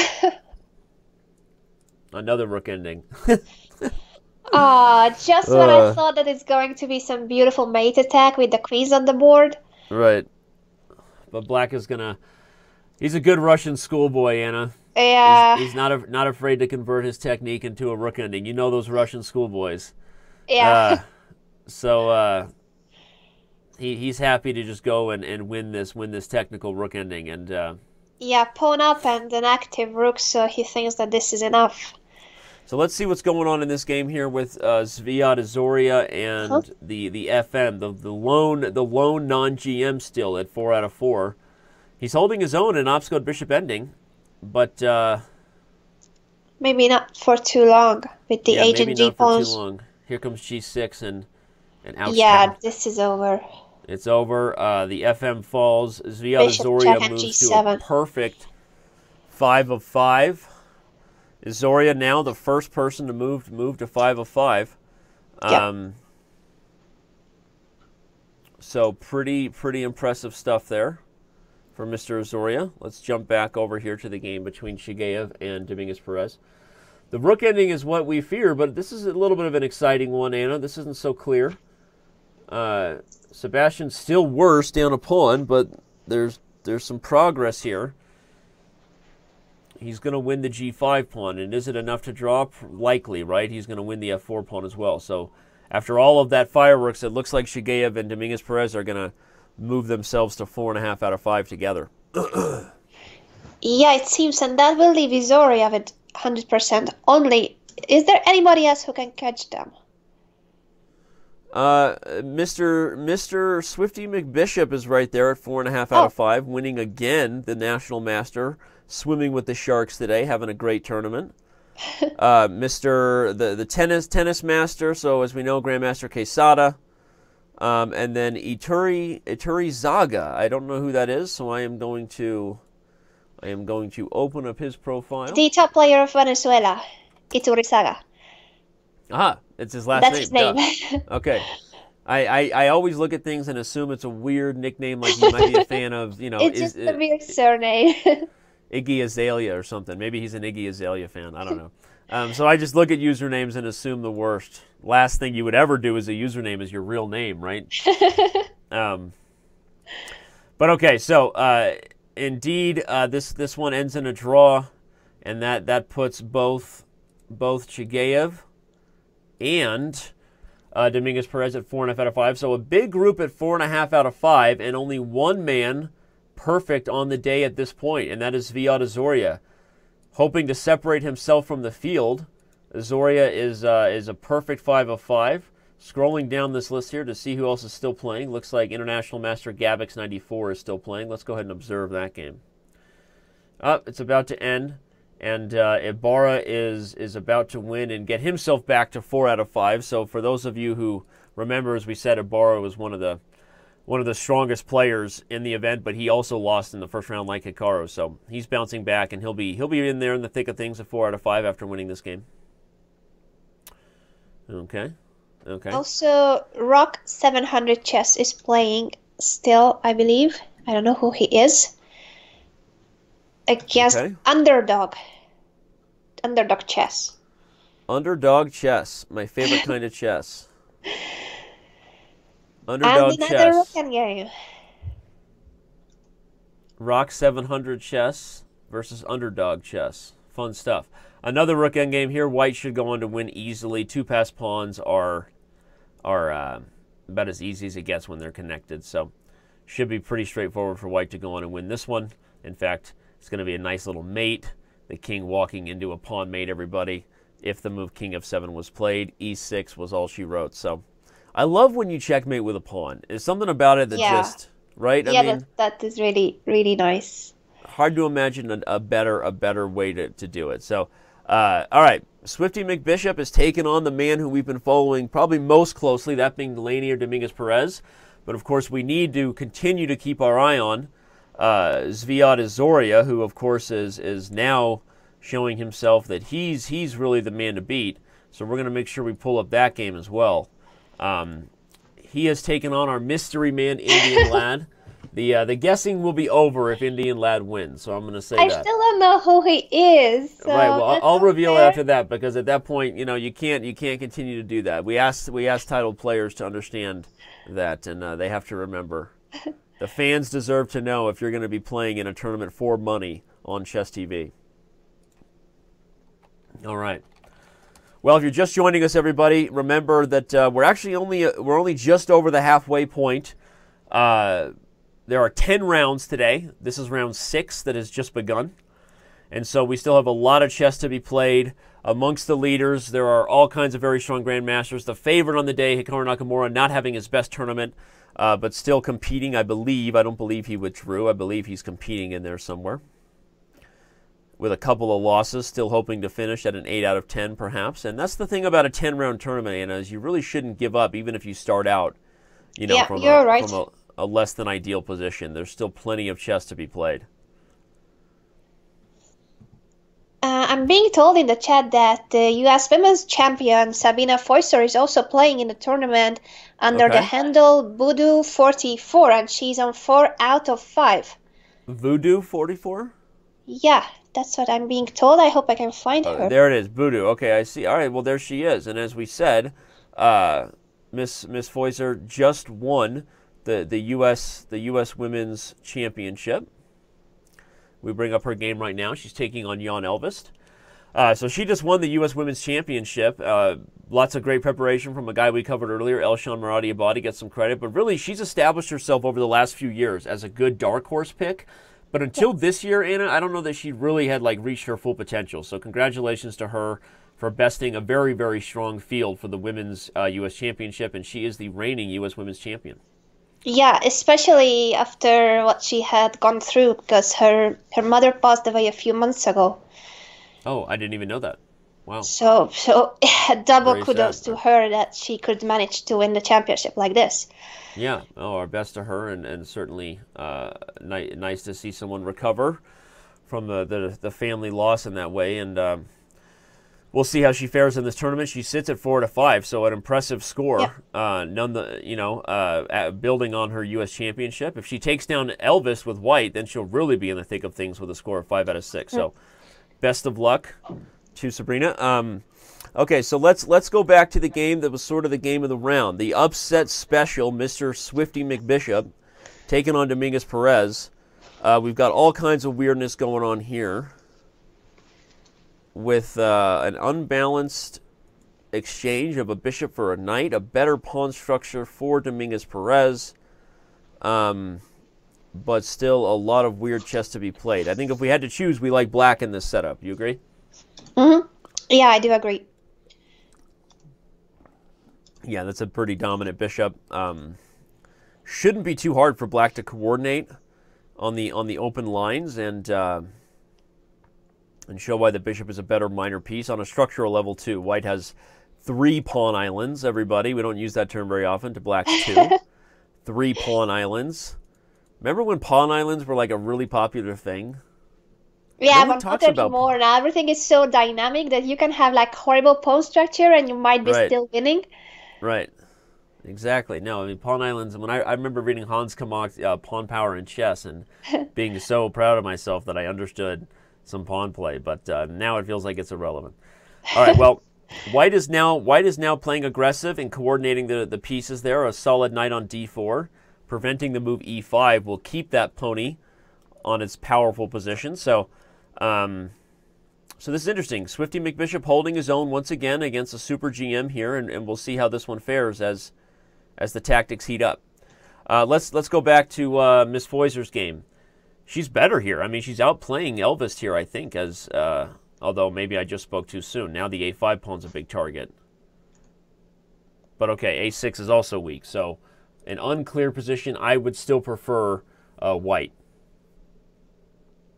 I also like white. I like the c5 spot for the knight and the a6 weak pawn as a target, also the c6 backward pawn. So yeah, it's true that she also has weaknesses like the e3 pawn, but I think that she is doing fine with the knight c5 move, attacking the a6 pawn right now, and it also seems like she'll... I'm really rooting for the 2 female players in the field, Alexandra Kosteniuk and Sabina Foyser. Absolutely, and on that note, how is the former women's world champion doing? Kosteniuk is struggling here, black, against another grandmaster from Russia. Two Russian grandmasters going at it here, but okay, she's down the exchange, although maybe I have to take back that she's struggling. Is she not better here? Honestly, the knight, right, coming around to e6 and perhaps then into f4. There she goes. I think she's actually better here. Yeah, knight f4, as you mentioned. What can white do against that? He has moved the king. And now the g5 pawn is falling, so yeah. I guess I spoke too soon. I think black is actually in the driver's seat despite being down the exchange. Knights are tricky, you know. Larry Christensen told me he'd rather have a knight than a queen in a bullet game. So. Yeah, I think Alexandra would agree. She's a very tactical player, and I think she loves the knight, from what I can see from her play. Okay, but this may be the right idea here for White to try to trade off the bishop for the knight, but no, he doesn't take the opportunity. If I'm Alexandra, I play f5 and then knight f4. f5 and knight f4 and don't really think twice about it. Yeah. If I play f5 and you move and I get knight f4 and you move your rook, I'll bring the bishop to c5. It feels like a very, very solid... Okay, so she's going to allow White another chance to trade off the bishop for the knight, but I feel like that increases White's drawing chances. Yeah, I would have played what you mentioned to try to get the knight back to f4 after f5. She can still do it. I don't know why White is not taking the knight. Yeah, I feel like White should, and now I think he'll regret that, because I like that Alexandra has played f5. She'll keep this knight. My guess is it'll head immediately to f4 to guard the g6 pawn, unless she decides to play something like king f6 to guard it, but no, she goes knight f4, and I think that black is in the driver's seat here. Yeah, this looks like pretty good technique here. She's down a little bit on time, right? But yeah, but she will pick up the h3 pawn, and the f2 pawn is also weak. So, yeah, I think she has very good chances in this position. Yeah, I bet she goes on to win this, actually, and with it moves to 4.5 out of 6. So not amongst the leaders, but a pretty good event. I think this is Alexandra's first ever titled Tuesday, if I'm not mistaken. So it's a good debut by Alexandra, and I just wanted to say that how unlucky the white rooks are in this position, because with an exchange up, you are usually happy with having the rook and dominating the open files, but in this case, the rooks are horrible. Yeah, there's just not enough here. And okay, there's a little bit of tricks there. White had to, I mean, black couldn't take on f2 everybody because of some tricks on d6, but Alexandra sees that, she's patient, and now she's just going to go on to win the pawn the old-fashioned way. Check on h, oh, okay, don't even need to. She could have traded, check on h3 and won, but this is going to be probably an even faster way to victory, as she just dominates the second rank. Really instructive chess here by Alexandra. Yeah. Awesome stuff. That's why they say she's the chess queen. Second awkward pun of the day. Second awkward pun of the day. Boom. Nailed it. Hashtag nailed it. All right. So if she wins, but let's move back to the tournament leaders, shall we? What's going on here? Izoria has lost to the mysterious man. Izoria lost to the Indian lad. Sorry. Indian lad. Azoria lost to Indian lad. What happened here? Indian lad won on time. Well, I think it's time for his anonymity to go, because he's going to win money here today, and he's gonna regret it. So not regret it, but he's going to have to remember. So I was told by my staff who this was, and I actually checked in our admin notes. Our advantage, I guess, of working for Chess.com is you get to see that kind of info. But who was it? It's Grandmaster Narayanan. Narayanan. Lena Sunilduth. Sorry? Grandmaster Lena, Lyna, Sunilduth Narayanan. Narayyanan. So there you go. Yeah. Not somebody who necessarily... I don't know him. Let's just say his name doesn't necessarily roll off the tongue, okay? It was a little tricky there for me to get that one out of the brain, and we know I struggle with reading anyway when I'm doing a show. So, all right, so let's jump over to the main list. Grandmaster Narayanan sits at 5.5 out of 6. Shigeev also at 5.5 out of 6. Tennis master. So Sebastian clearly must have given up a draw, right? So the national master Swifty McBishop holds his own and gets a draw. But that means that we have here is 3 players, Quesada, Narayanan, and Shigeev sitting there at the top of the leaderboard with 5.5. Izoria, Dominguez Perez, Swifty McBishop, and a number of other players sitting there at 5 out of 6, including Jeffrey Zhang, who has bounced back, Grandmaster Casey, who I forget who he is. I should have known him from last time. So still a ton of players right in the thick of things, Anna. Yeah, and so many rounds are left, so anybody can win, but it seems that our picks are not really doing well. Yeah, really.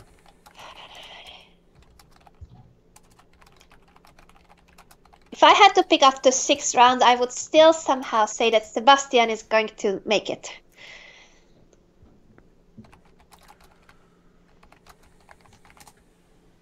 Sebastian is still going to make it, you think, if we had to choose? Yeah, I think so. Okay. What do you think? I don't know. Shigeev is looking good.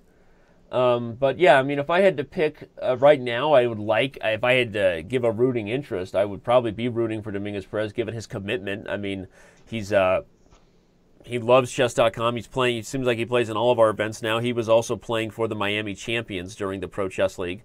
So I think that Dominguez Perez, and as far as his pedigree, let's say off the internet, I mean, he's obviously known as a very good rapid and blitz player around the world, and so certainly he would be someone of interest to have right in there in the field.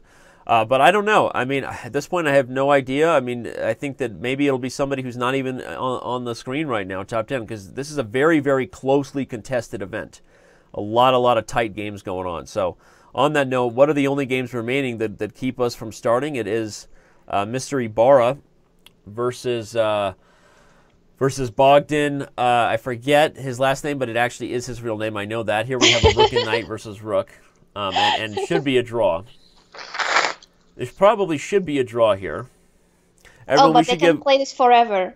We need to give Anna a round of applause because you can tell everybody you're toughing it out with a cold today. Everyone knows they can tell you've got a cold. I'm sorry, I'm suffering with a fever, but I'm trying to do my best. You're doing a great job, and you're sticking it out despite your not being up to your best. So thank you for that.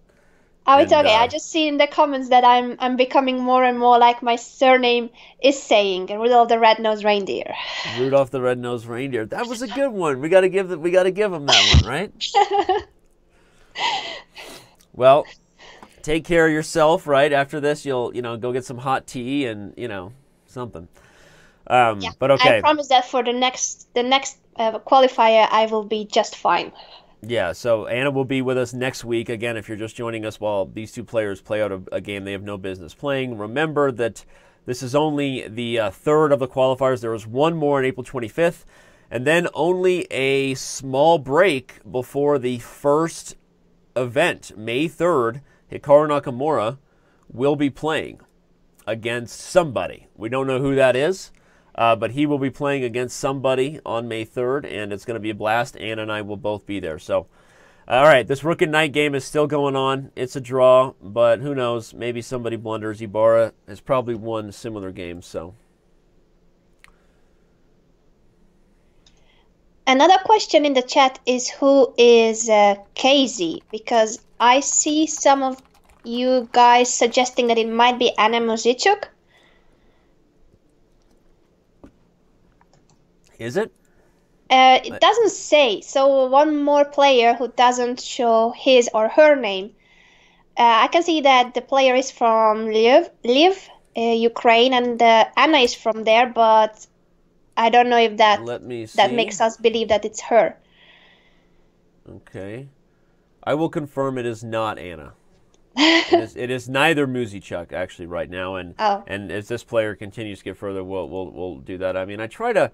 It's not really something we guarantee or promise the title players, but when they go out of their way to not show who they are publicly, I try not to reveal who they are until we kind of have to, because but if we continue to cover Mr. Casey's games, then we will reveal who indeed he is. Okay.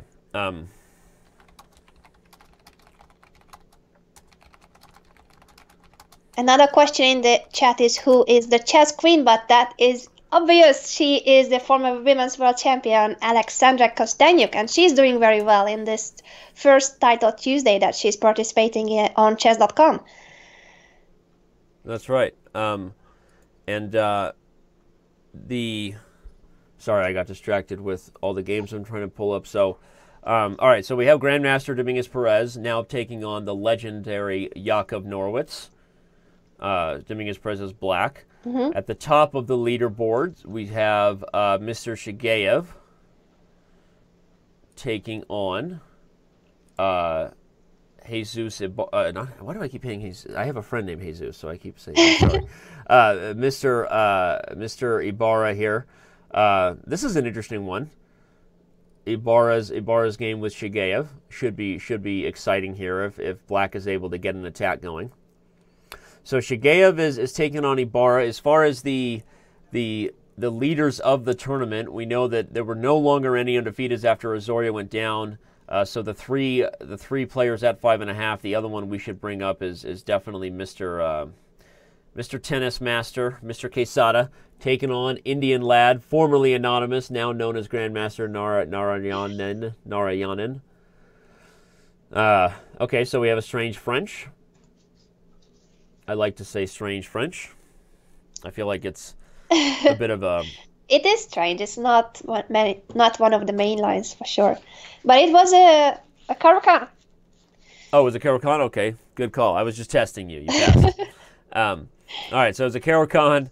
Grandmaster Alexandra Kostyniuk is playing Raphael, one of the legendary players from the Pro Chess League. I believe their whole team had names of the 4 Ninja Turtles, right? Or the 4 great artists, if you want to look at it that way. These days, people just refer to them as Ninja Turtles, though. All right, so this should be an interesting one. At some point, we have to pick a horse to focus on. Well, we have to one pick of the leaders, maybe. To ride. Which one is the most interesting? Maybe Ibarra? Let's go with Oh, look at the Ibarra Van der Rijn game. Okay. Who's giving mate? Oh, they exchanged queens. So there was this crazy sacrifice on A3, everybody.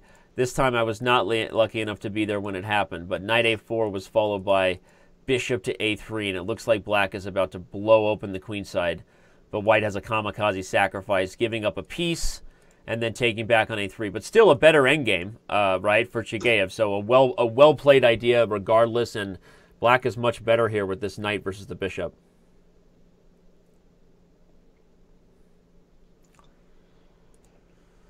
Okay. And I expect Shigeev to go on to win this one and continue to establish himself right there amongst the leaders. I mean, he's superior position with well. This semi-open c5 now, doubling rooks there. He should be winning. Let's take a look at this matchup here between two of the players on 5 out of 6, two players two American players, Zviad Azoria and Jeffrey Zhang. Zhang is up a piece, but it's super unbalanced because White has a better pawn structure and a pawn to go with it. This is actually not going to be an easy one to win, I think, for Black. Yeah, the more I see this one play out, this is going to be tricky, I think, for Black to prove a win. But we'll see.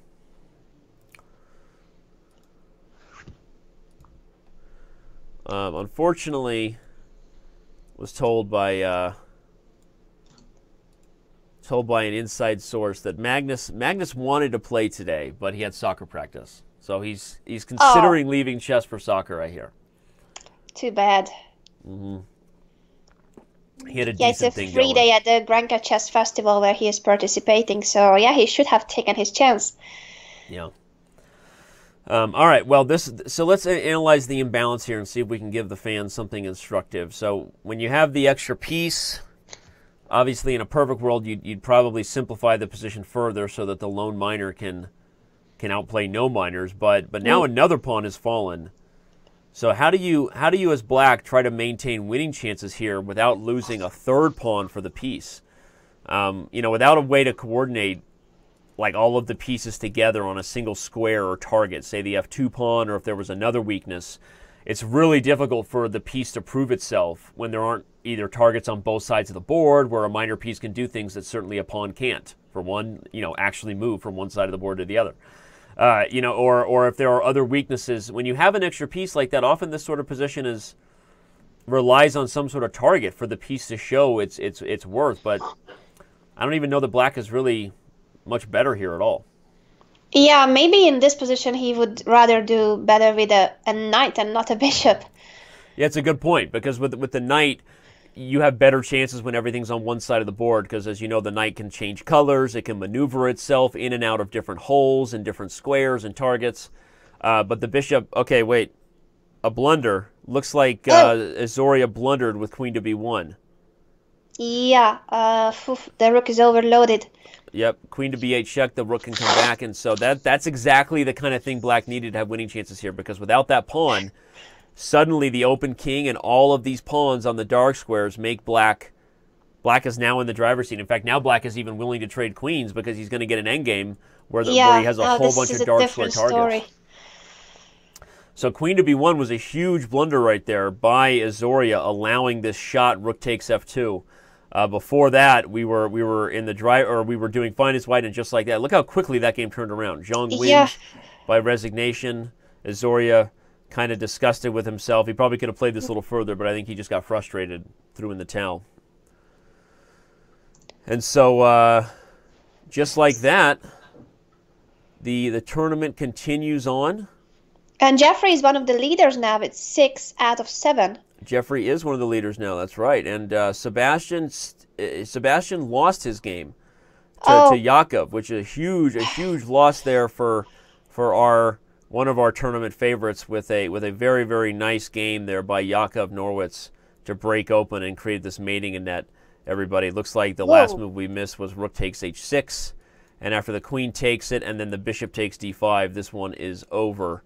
So super nice game there by Yakov, takes down Dominguez Perez. So let's go ahead and take a look at the standings, actually, and see what we got. International Master Karanki. I forget who Karanki is. I need to brush up on my Chess.com usernames here. Let me take a peek. Karanki. Vladimir Seliverstov. Vladimir Seliverstov so many strong players Russia. from Russia that we can't remember their names. So many strong players, and I should know who Vladimir is, because Karanki is a regular competitor on our site, just playing blitz and bullet with the best of them, and so he's right there at the top. Indian lad, also known as Grandmaster Naranyanan. I'm really sorry, Naranyanan. So Naranyanan is right there at 6.5 out of 7. Yakov, Karanki, Jeffrey Zhang, another international master. Look at that.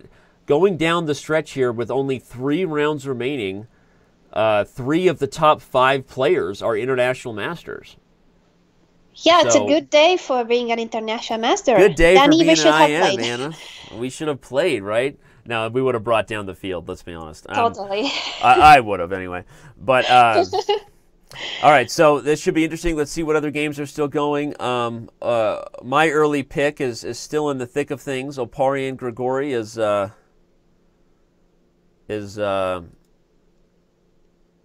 having its best chess. He's at 3.5 currently out of 6, and so apparently I made a questionable pick. And look at that trick.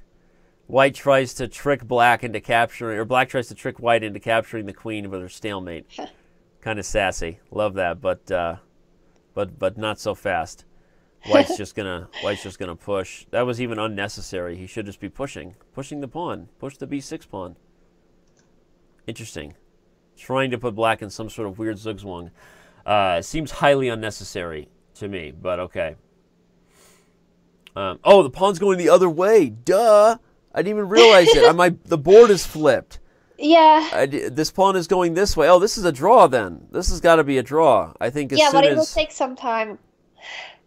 Okay, I was, totally spacing out there. I thought that the pawn was going this direction, so...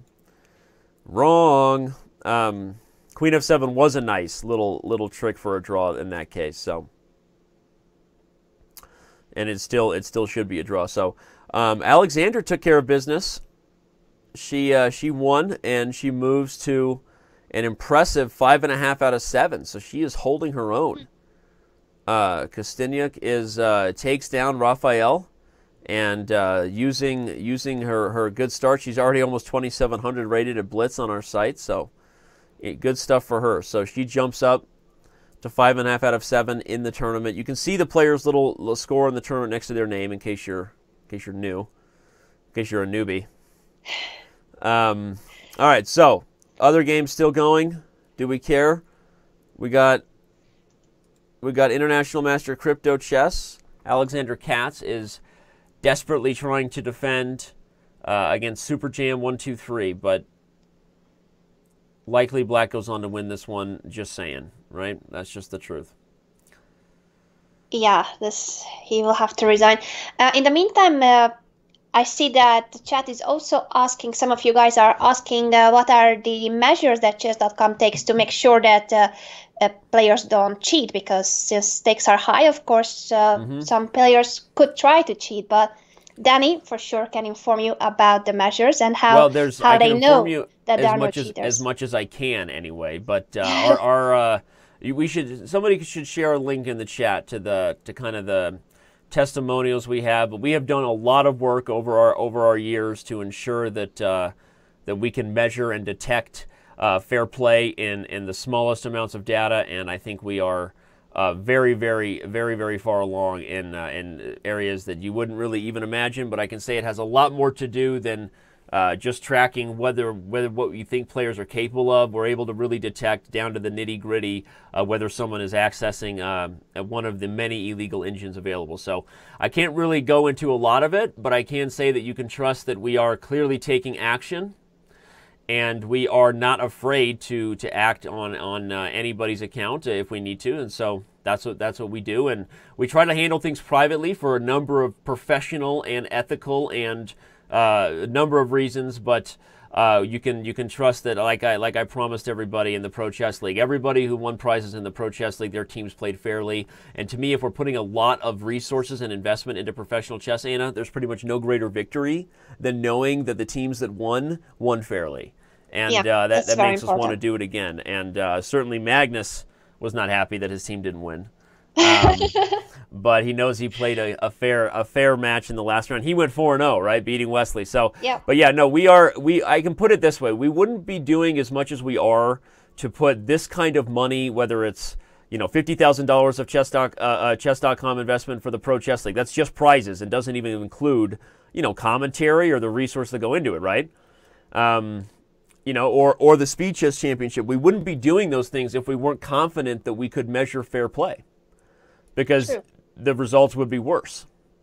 So, our algorithms are based on statistics and a number of other things that I can't really get into, but we actually have 4 full-time staff members, and I don't know if people know that, like salary employees. All they do is work on improving our statistical algorithms and measuring fair play and cleaning up cheaters from the site. Like literally, that's all they do. And so that's how important it is to us to have that many people on paid salary, to be constantly reviewing and analyzing and assessing, looking for people that are breaking fair play. So we take it very seriously.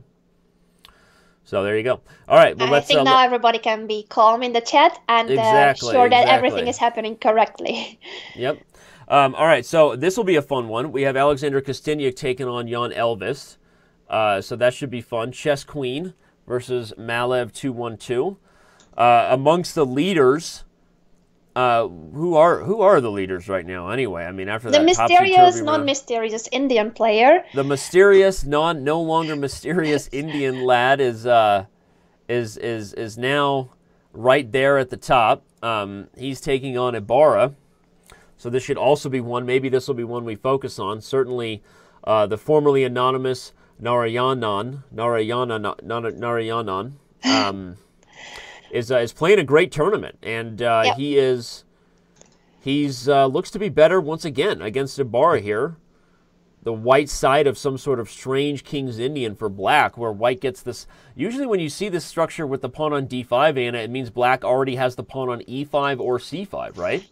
Yeah, true. I mean, so something went wrong for black in terms of space here, because now white has established this massive space advantage, and with it, control over the light squares. But black doesn't have what you normally see, which is like e5 and f5 and f4 and the sort of things you normally look for black getting in the King's Indian. So anyway, I don't know where we go with that. I feel like I just told a joke and lacked a punchline, but there you go. I mean, that's what... I think you summed up everything that is this position about, because black is lacking so much space that you see this queen on e8 and the rook on f8, and you're like, okay, what's he going to do? Maybe he's just about to... Look at that. Indian lad, you know what that's called? That's called protecting your position. He just took a draw despite being clearly better. You cannot do that. There are 2 more rounds. Come on, be a man. Well, the only way he comes to regret that is if somebody else plays well behind him. But these guys are trying to secure their position. I mean, take a look at the standings after that, Anna. That was Indian Lad knowing that he was going up against the number 2 player in Ibarra, and he takes a quick draw. No other games amongst the top are done besides this one here. Case won, and so it is now at 6 out of 8. But I agree with you. I hate to see that. No one likes the quick draw, but I guess these players there's a lot at stake. I mean, if they win, they move on, right? And they play one of the top players in the world for thousands of dollars. So it's true, but I think that he will be punished for not playing an advantageous position. I agree, and I think in general it's always bad business when you stop playing just. If the position says you're better, keep playing and trust in your abilities not to blow it. The moment you start giving up and compromising those things for the score, usually that catches up with you, I would agree. But we'll see. So that means we have to move on. So amongst the leaders is, of course, also Jeffrey Zhang at 6 out of 8. We followed several of Jeffrey's games, and let's go ahead and jump into this one. He takes on International Master Kubas 1010. That sounds like the name of a cartoon on PBS. Kubas 1010. I don't know. So Zhang is better, though. This looks like a minority attack gone wrong for Black, right? Look at White. He's got this impressive battery on the C file. Black is trying to buckle down to guard the C7 pawn. So I like Zhang's position. I'm not sure if it's enough to win with just major pieces on the board, right? I'm still trying to catch up with you. I've opened so many games that I'm lost. It's all right. Take your time. Yeah. So I think everybody. So one idea here, a little trick to watch out for. If this queen finds herself on the diagonal of this rook over here on C. Ooh. Well, that just gives up the C7 pawn. Oh yeah, I've just managed to found it in the right moment. I wonder why Black chose to go for this endgame in such a forcing manner. I mean, this is the kind of rook ending where a pawn is enough to have clear winning chances, and now White's up 2 pawns. So really strange defensive technique there. Maybe there was a threat in that position I was missing. One idea, Anna, is that in that position there was this threat of, let's say Black does something. There was this threat of rook takes b6, everybody. C takes b6, rook takes c8, and then winning e7. Yeah. Okay, I couldn't even get there fast enough before Zhang wins. So there was pressure there, and as I said when we first went to the game, and I liked Jeffrey's position, but I did not expect him to win that fast. And so now we look at it, and he sits right there with Indian Lad at 7 out of 8. Could we see the young American qualify for the Speed Chess Championship? Could be. He's certainly in a very good shape. He has played excellent chess in the couple of last months or last year. And I think next round they should face each other, Indian Lad and Jeffrey. Yeah, I don't think they've played yet, right? So I think they should play each other in the next round. And let's go see how Alexandra's doing. Our favorite pick to start. We followed her chess. She's down on time against Jan Elvest. So this looks like she's in a tough spot given the situation on the clock. And by the way, I don't know why Mr. Elvest has chosen this nickname, but the only thing I know is that Malev used to be the Hungarian airline, so I don't know if he has anything to do with that. I have no idea, but he's from Estonia. Everyone knows Elvis is an Estonian grandmaster. I would be surprised if he calls himself the Hungarian Airlines. That doesn't exist anymore, but who knows? Maybe it's an ironic name. You know, like when bands name themselves something really, really long? I don't know. Maybe it's an ironic band name. All right, but no, Alexandra, in all seriousness, is not only down on time, but she's also worse here because both the C3 pawn and B5 pawn are difficult weaknesses to protect. So we'll see if she can hold her own against the former Hungarian airline known as Jan Elvis. I'm never going to forget that. I'm going to use that next time I see him. I'm gonna ask him for sure what that's about. If Uncle Yerma was in the chat, if Yerma was here, he would know because him and Jan go way back. Who I see that is here is Georg Meyer, last week's winner. So he must be looking for his future rivals.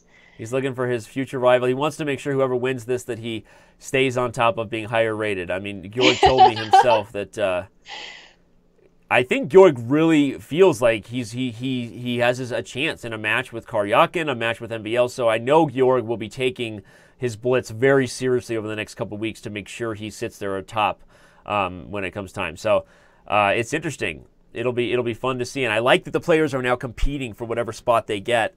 On that note, since we're on the Queen ending, and I know we have new viewers in the meantime, just to remind you, everybody, that's exactly what we're doing. The players are competing for one of these 4 qualifier spots. Join us next week, April 25th, as Anna and I bring in the final spot. The winner of these events will take on either Nakamura on May 3rd, Sergei Karyakin on May 24th, MVL on August 31st, or the final first-round match to take place will be Magnus Carlsen on October 5th. After the first round is over, Anna, we will be moving very, very fast into the second rounds and the championship. Most of the matches take place in this first round. And then we will, we'll be moving very quickly with some heavyweight matchups. Going to be epic stuff. So, all right, well, Chess Queen, Alexandra goes down, unfortunately, for us fans who've been following her. Let's jump back to the leaderboard. So there we go. We got Zhang and Indian Lad likely headed for a pairing in the round 9. Mm-hmm. Ibarra, Iturizaga, and Jan Elvist, Malev 12, former Hungarian Airlines operator. They're all right there. So any one of those right there. And if Yakov wins this game, let's check on Yakov. Let's see if we have another IM in the field who's going to be there in the end. Let's go find Yakov's game, because Yakov taking on a fellow international master. Oh, it's a rook endgame, but much more interesting, and also all the white pawns are disappearing, so maybe not so interesting anymore. Yeah, and it looks like it's just, unfortunately, Yakov's dreams of probably winning this event are coming to a close in this game right here. Karanki will be right there, though, at 7 out of 8, joining Zhang and Indian Lad, right? So exactly, so they might not face each other in that case. Yeah, that's a good point. Somebody's going to drop, and at that point the pairings get a little tricky. Sometimes it's hard to keep track as commentators who's played who, or if you get 2 colors in a row, someone's due a different color, so they have to drop a score group. It gets complicated, but I'm sure that all these players will probably play each other by the end. So there you have it. You have 3 players sitting at 7 out of 8. If all stays as it is now, Jeffrey Zhang would drop as the lowest rated player in that section and play somebody from the next score group. But again, I'm not going to speculate too much because I don't really know what's going to happen, right? It could be a pairing we're not really envisioning. So who else is still playing? Let's go find ourselves a game. Multivitamin 73. That's interesting because I take 73 multivitamins a day. So that's good. There's so many coincidences. The Hungarian Airlines, your multivitamins. My multivitamins, right? I mean, at this point, this show, are we in the Twilight Zone? Oh, snap. Blunders into the Queen trade. Blunders into the Queen trade. This right here, everybody, take a good look. This is exactly how you lose Queen and Pawn endings, is what we call a cross-check, right? You check, and then they block with a check, right? So in this position, Black was able to block the check of White with a check, which forced the Queen trade. So you have to be very careful in Queen endings for that sort of crossfire check. And anyway, so there you go. So that means the games have begun. We are looking for the top games, and let's go ahead and bring it up right now. It is Jeffrey Zhang versus Indian Lad. It's the pairing everyone's been waiting for, Anna. If someone wins this game, this could almost decide it right here. It is true. And we shall see if Indian Lad will go for a draw, because in the previous round he did repeat moves. Although I saw later on in the chat that Georg Meyer was saying that White's position wasn't so good because of the fixed pawn structure on the queen side, so we might not have understood the position correctly. Okay. Classic Georg coming in with the knowledge. Okay, so yeah, well, either way, I think still an early draw there was still, not pleasing to us or the fans, but given as we gave them off the hook, we said they were sort of protecting their position. Oops. I've got weird settings coming up. I need to adjust my Chrome notification settings so I'm not notified by weird stuff going on. Sorry, that was just a random digression. All right, so Indian Lad is a little better here as white. It's a little strange. I don't know that he really has anything going for him with this kingside attack, though. I mean, as fancy as this looks, everybody, there's not. You give white several moves, and there's still no real threat, right? I mean, Yeah. even if you get the knight to white. g5, even if you get the knight to g5 and somehow exchange the bishops, you still have to somehow get a knight into one of these squares to remove this knight to get a7. And even if you do, you have another knight backing it up. So I didn't really buy white's attack, and I actually like Zhang's decision to trade and to immediately get aggressive on the queen side here. But okay, this bishop will be, giving up that bishop on a8 for the knight. Obviously, you put yourself in a position where white has a more powerful minor piece now for the rest of the game. What do you think about bishop takes f3? I thought it was a safe option, but I don't know if this is that good for black. I don't think he has any trouble. The question is, can he play this for a win as black? Right. Yeah, he's certainly trying. So he wants to give up the b5 pawn for the c2 pawn, and then the b2 pawn will be a target. e2 pawn will also be hanging. So of course, I think it's a good idea. I think he's doing fine. Yeah, he's trying to bring pressure, but without. Normally, if there were more pieces on the board, you might like black's initiative, but it's hard to say that there's really going to be a lot of fireworks over here on the queen side. So. Okay, but black has a little bit of an edge. Let's move on to the other game. Obviously, Karanki won, as we said, and so we watched him as he beat Yakov. So if we bring up his game, the international master is also in the thick of things, looking for his game right now. Apologies for giving it up. I'm sorry. That's okay. I'm still surviving. You're still surviving? Yeah. Why am I struggling to find Karanki's game? I do not know. I can't find his game either. Has he finished his game already? It's weird because it doesn't say he's finished. It says he's still 7 out of 8, but his game is not easily available. It's not available at all. I can't find it. I can't find it either. Huh. That's a weird situation. Well,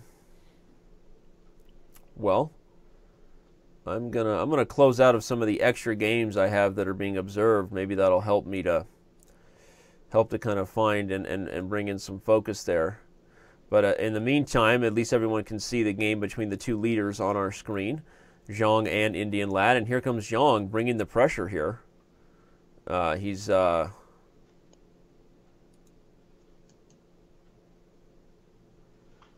He's getting better and better. I feel like the knight has more chances of outplaying the bishop the more control he gets on the dark squares. There we go. I got Karanki's game up now. He's really? taking on Mr. Ibarra. Oh, so Karanki nice. is black. Karanki is currently black against Ibarra, but it looks like he's in trouble. I mean, he's down a pawn, but there's some weird tactics. So Ibarra is up a pawn as white, and at 6.5, he's also very much, in control of his own destiny. If somehow he finds a way to win this one, Ibarra would put himself in position to do some real damage in the last round. But okay. Right now he's up a pawn against Karanki. Karanki's going to have to hold his own here.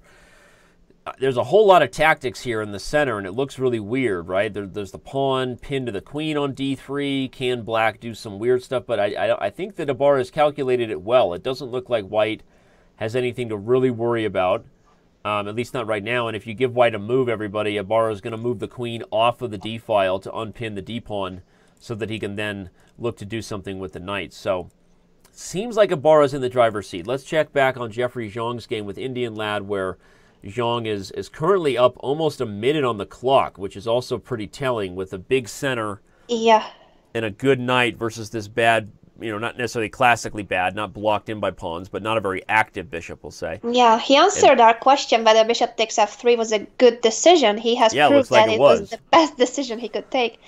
Right. Yeah, no, I think he assessed that middle game properly, that eliminating white's knight was to his advantage, and he has been in the driver's seat ever since. Pretty impressive play so far by Zhang. Look at this rook coming around to c3. How irritating is that going to be for white? Super irritating. Now the g4 pawn is falling. This maneuver that started with rook a8, rook a2, rook c2, rook c3 to dislodge the queen. I don't even care if it works anymore. That's just awesome, right? I mean, he just put the rook on the elevator and just like, you know, like lifted it halfway across the board there. That was just phenomenal chess. And now if he takes on g4 after e3, maybe he's switching to Saki on e3. Or the other obvious move, if e3 is, can he just try to play d2? Yeah, can he just push? And maybe he can. It looks like white is having some problems, okay, that was a strange move. Oh, it's based on this idea, which I did not see. Aha! I don't think Zhang saw it either. I think he played rook c1. Now both the pawn and the f6 knight are hanging. Double attack, everybody, and black can't queen because white will mate him. White will take f6, and now it's white who wins. So can he do something like knight d7? Oh, knight g4, yeah. Well, he goes knight g4, and he's going to continue to put pressure, but I still think that he probably missed something there to even allow this opportunity because Zhang did not have to go for this d2 very forcing combination, right? He probably could have just sat on that position. Yeah, and I also thought that he might have had knight d7 just to give up the knight and promote the pawn. Well, maybe that was something I missed. Yeah, I wasn't even looking for that. So he's got the knight on f3. He's hoping for some sort of Arabian mate here. A tough position, but this is huge. I mean, we're literally he just blundered mate. Check in g4. Oh. I was just about to say we're literally watching the biggest game of the tournament, and it ended with a mate. Zhang just wins and puts himself totally in the driver's seat to qualify to play in our Speed Chess Championship. Look at that. Look at that ending there. I mean, okay, he certainly gets full credit for making his opponent's life difficult, right? I mean, the knight on f3 with the rook here, this is a tricky little mating net, but obviously white made it a lot easier with the move bishop e2. Exactly. He just completely missed rook g1, g4. Nothing like, we said we love it when a pawn mates. Hey, that's 2 pawn mates for the day, right? That's 2. I love it. It was nice. So right, Jeffrey's leading, and who can catch him? Ibarra. With Ibarra taking down Karanki, that he helps Jeffrey, further solidify his position. But if we move over to the standings, you've got 2 players at 7.5 out of 9, and only one man, that being the young man, Jeffrey Zhang, with 8 out of 9. He controls his own destiny. Even a draw secures him at least an Armageddon playoff game, right? Mm-hmm. So we'll see what kind of game strategy Zhang takes into the last round. He's no stranger to pressure, right? He just won the World Junior Championship, so we know he knows how to play when it matters. Zhang is... Okay, well, there you go. He's in the driver's seat. So with him at 8 out of 9, a couple people at 7.5 out of 9, we scroll down. Nobody at 6.5 really has a realistic chance to catch anymore. It's mathematically impossible. But the truth is, nobody at 7 out of 9 even has a chance to tie for first anymore, because somebody in one of these three players will be moving on to play one of our top GMs, because mathematically. If one of them beats Zhang, then they win first with 8.5 out of 9. If one of them draws Zhang, then Zhang takes first. So one of these guys here, mark it down, are going to be moving on in the Speed Chess Championship. Anna, you hanging in there with your cold? Yeah, I'm reading the chat, and the question was, how old is Jeffrey? And it has been answered already that he's 16 or 17. I think he's still 16, but turning 17 this year. So one of those fancy ages. He could be the youngest participant in the Speed Chess Championship. Yeah, he would be, right? Even younger than the young Rapport, and these days I don't remember how old Wesley So is. I mean, I thought Wesley So looks like he's 5, so I mean, it could be Wesley. How old is Wesley really? Like, you know, some players in baseball lie about their age to say they're younger. Wesley has to lie about his age and say that he's older, so that they so that they let him come to things. Yeah. He looks like he's 5 and but Yeah, I think he's 23, but I'm always confusing the years too, and also they all look so young. Yeah, they are so Anish young. as well, Anish Giri. Yep. Yeah, all of these top stars are really young, under 30, all of them. Yep, and all right, well, we have this game here that broke down between Ibarra and Karanki. If Ibarra goes on to win for first, then this game here will be one of the huge ways that he got there. This game was really strange and impressive. I mean, the 2 knights versus the 2 bishops, super weird imbalance. But Ibarra goes on to win, outplaying black on the queen side, gobbling up pawns, and taking care of tactics. Okay, that's good. This is where we left. He played the move I was talking about. He just moved the queen off to avoid the tactics of the pin. Then he re-coordinates the knight, and he'll probably just start pushing the c-pawn. And that's what he does, and black goes all in, full tilt, to try to win, but blunders the rook in the process. So Ibarra is playing some phenomenal chess, and he will have to continue to do it if he expects to beat Jeffrey Zhang and earn his spot to the championship. So who else is still playing? Alexander's still playing. Let's check it out. Oh, and I've just seen that Sabrina Foyser, she has just finished, and she almost gave mate with 2 knights. So after Alexandra's game, if we can just quickly go there. Sure. I didn't have her game up anymore, but you're saying she almost won with... Yeah, she had 2 knights against the pawn, so she almost managed to get a position where it's mate, but she was 2 moves short. It was a 50-move rule draw. Wow. That's super amazing, actually. And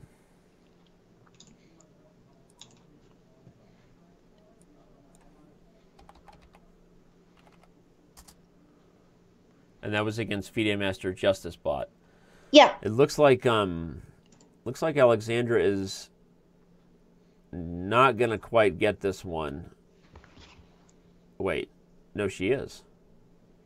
Bringing the knight to f6, but with the king on e7 or king on e6. I think she has to get it to g7 somehow. Yeah, yeah, and when the knight is on f5, black will go king f8. Mm-hmm. So yeah, he's always controlling the square where the knight wants to jump to.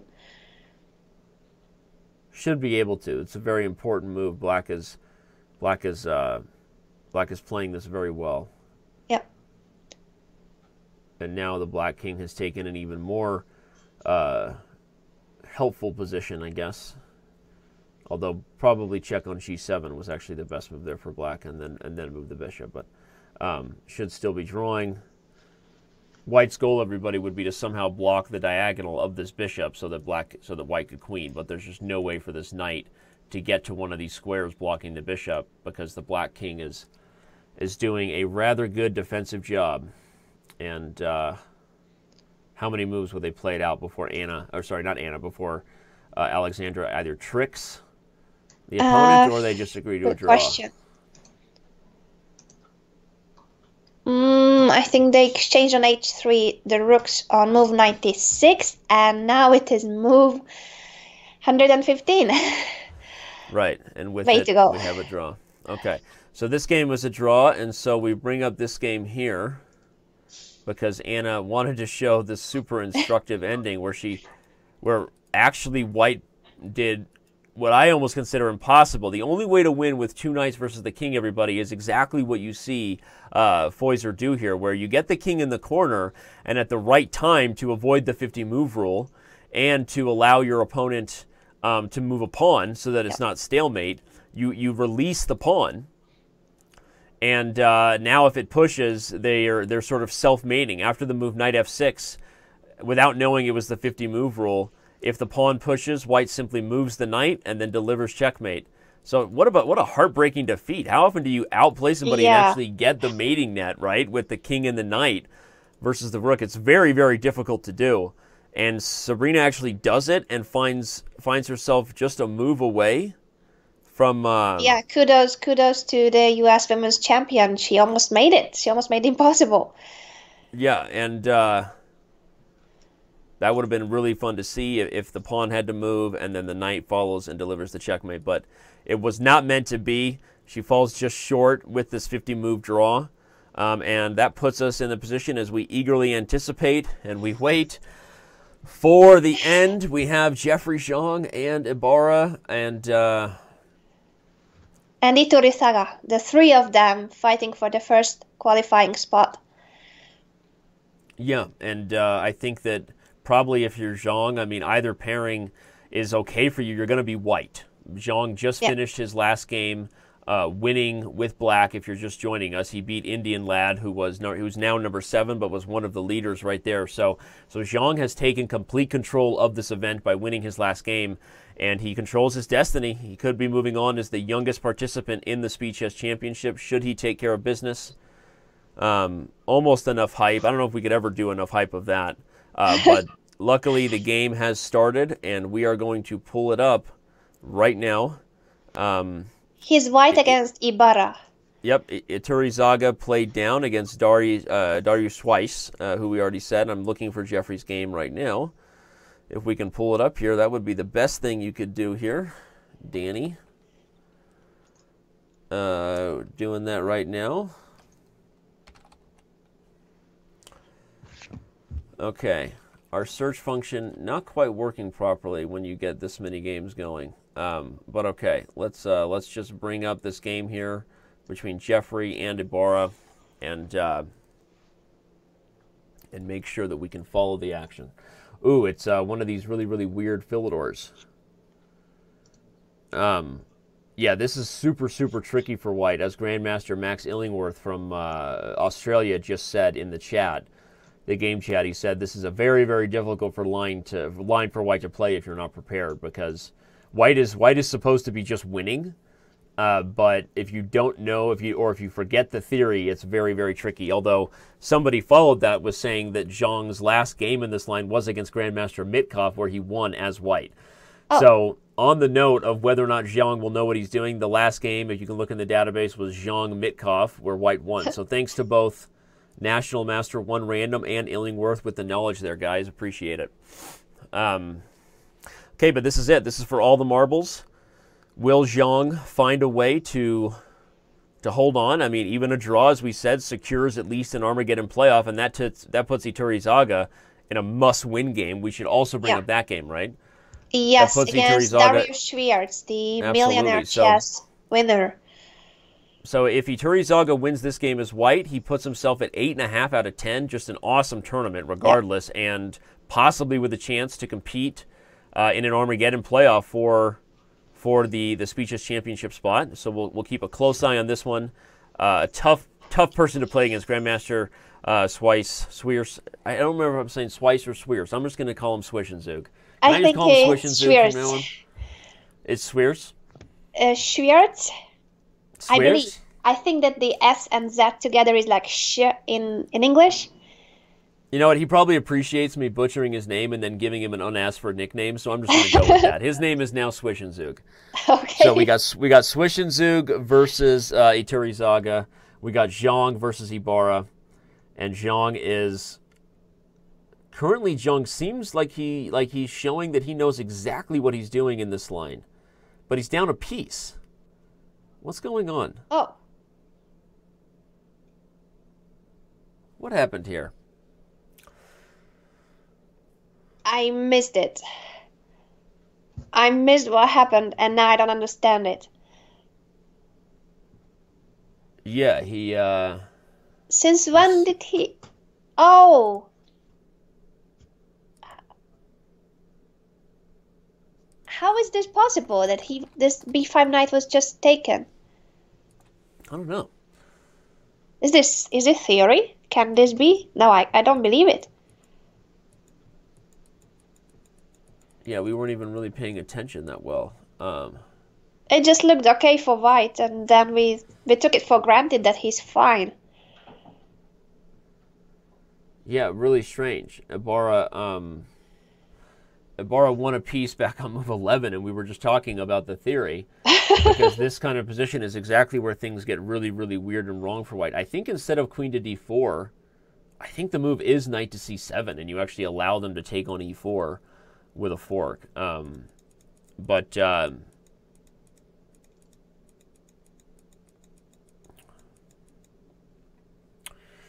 But either way, he is down a piece, and so Zhang is up against the wall and in a tough spot. Has to find a way to swindle his way back into the game, and he may have just done that. He's almost on pace to swindle.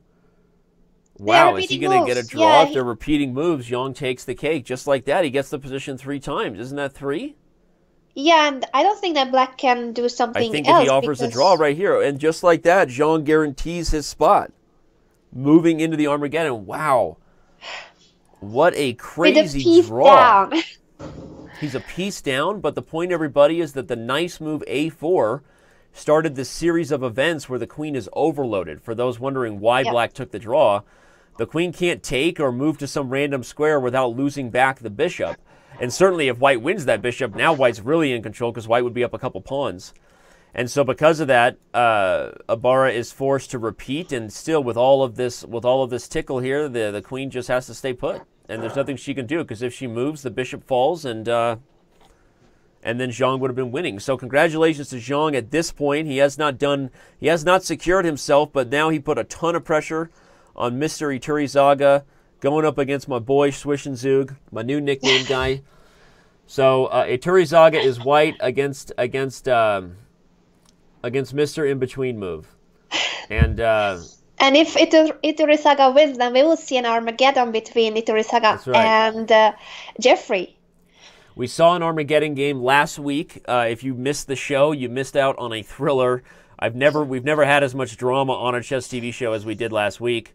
But Georg Meyer in the end did win the Armageddon game and did secure his spot. So at this point, we are either crowning Jeffrey Zhang the youngest competitor to join the Speed Chess Championship field, or we got an Armageddon game between Iturrizaga if he can somehow find a way to win this as White. But he seems worse. Black seems to be doing fine here. Yeah, I think Black is okay, but at least Iturrizaga has more time on the clock, so maybe after a few moves this could be a factor. Although now it is Black who is attacking. F5. Right. Yeah, this is tough for White, because despite Black's king being open, White's pieces overall, I think, are just a little bit less coordinated. They lack some squares. But as you said, it's blitz, and White is up on time, so anything can happen here for sure.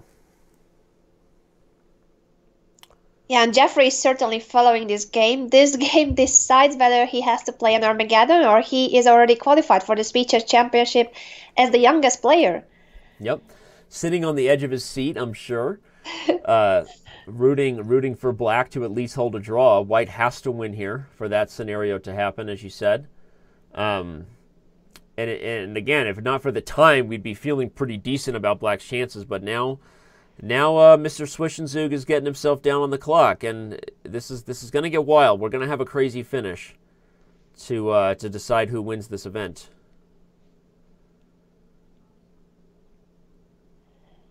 I start to be worried for Black, because this F5 is an ambitious move, but it can have its drawbacks, and maybe we will see that. Although F4, yeah, this is double-edged.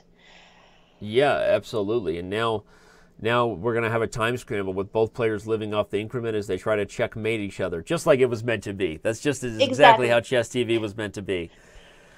No time on the clock, blunders everywhere, both sides trying to win. And here we go, Queen H3. Black is threatening Knight G4, everybody, and with it, the game. That is a huge move. And with 4 seconds left, Iturrizaga is stumped. He doesn't know what to do. Okay, he settles on a piece. I think his position is bad. He sacrificed a piece on F4. Yeah, I think it was forced given the threat of Knight to G4, and with it, I think that that's probably enough. F3 is another threat, so he's a piece down and lost. Piece down and lost. Probably F takes G3, and then Rook F3 is maybe enough? No, he decides to stop it because there was maybe some weird threats of Rook takes G7. Rook E8, he had some back rank problems. Right. Okay, so the check is probably enough. With it, Black at least has a draw, but we'll certainly go for more. and Iturrizaga is not gonna be able to hold this one. And that's very good news for Jeffrey. Seems so. We are close to crowning a champion. If I had Jeffrey on Skype, I would get him to join us, but I don't know if I have Jeffrey's Skype handle. Let me see. I don't think I do. I don't have Jeffrey on Skype, but either way, we wish him congratulations. Joining us or not, he did do everything he needed to do to win this tournament, and we have our third qualifier for the Speed Chess Championship. Wow, Jeffrey Zhang, and he, it's a great story for regular competitors of the Title Tuesday events, because Jeffrey, as much as any player, is playing in these tournaments and a consistently good performer, and so Jeffrey certainly deserves it. 8.5 out of 10, a monster performance. Great stuff. Anna, I mean, youngest player for the Speed Chess Championship. I'm amazed by Jeffrey's performance during these last few months, and I'm really curious to see how he will do in the Speed Chess Championship. Yeah, I'm gonna look up that line he had with Ibarra. I'm curious on that one. Obviously, the fans were pointing out that his last game in that line was a win against Mitkov, but he went for that draw, and it seemed like, despite the tough situation down a piece, he seemed to be doing okay there. Or Ibarra just blundered this perpetual. But congratulations to Jeffrey. You're moving on. That's it, everybody. Take a look at the bracket. We have 3 of our finalists decided. We don't know who's playing who yet, but Zhang will be taking on one of these top players: Carlsen, Nakamura, Maxime Vacher-Lagrave, or Sergei Karyakin. Remember, Grigorians and Meyer have already claimed spots, so now Jeffrey Zhang joins the fold, and pretty awesome stuff, Anna. It is, and we have one more week, so there will be one more qualifier next Tuesday. Danny and I will be back to see who is the 4th player for the Speed Chess Championship. It's a 16-player super tournament starting on the 3rd of May with Hikaru Nakamura facing one of the qualifiers. Yep, and it'll be fun to see if you're a regular fan on Chess.com. It'll be fun to just log in and follow these guys' games. I'm sure that Zhang and Meyer and all these guys will be playing as much blitz as they can to increase their rating, to make sure that they get to have their pick of who they get to play. Or maybe it doesn't make a difference to them. Certainly just moving on is kind of cool, and lots of big prizes. Even if you get killed in one of those matches, it's still worth something. So, definitely. Well, Anna, I know you need to go and take care of your cold. Take some more medicine and try to lower my temperature. But it has been great to be here, and I'm sure that next week I won't be this sick. Yeah, well, feel better. Thanks for sticking it out and being a trooper, right? The show goes on. Thank you. We really appreciate it. Congratulations one more time, everybody, to Jeffrey Zhang. I was waiting to see if we were going to hang out to the last game, but I think there's a few games that are really going. Nope, they all just ended. So there you have the final standings right in front of us. Jeffrey Zhang, Ibarra, and International Master Karanki. But Zhang finishing atop the field with 8.5 out of 10. We're going to call it a close on that, Anna, and wish the fans goodbye. Thanks for being here. Follow us both on Twitter. I guess that's what we're supposed to say in the end. And you guys should also play here on Chess.com, so you see that all these titled players, are really fast and really good at blitz because they practice a lot online. So you should do the same. All right, everybody, thanks for being here, and we'll see you next week, April 25th. Anna and I will be there for the final qualification spot and the full announcement of the bracket pairings. I guess it can't happen next week, but we will have at least all 4 qualifiers decided. Bye, everybody.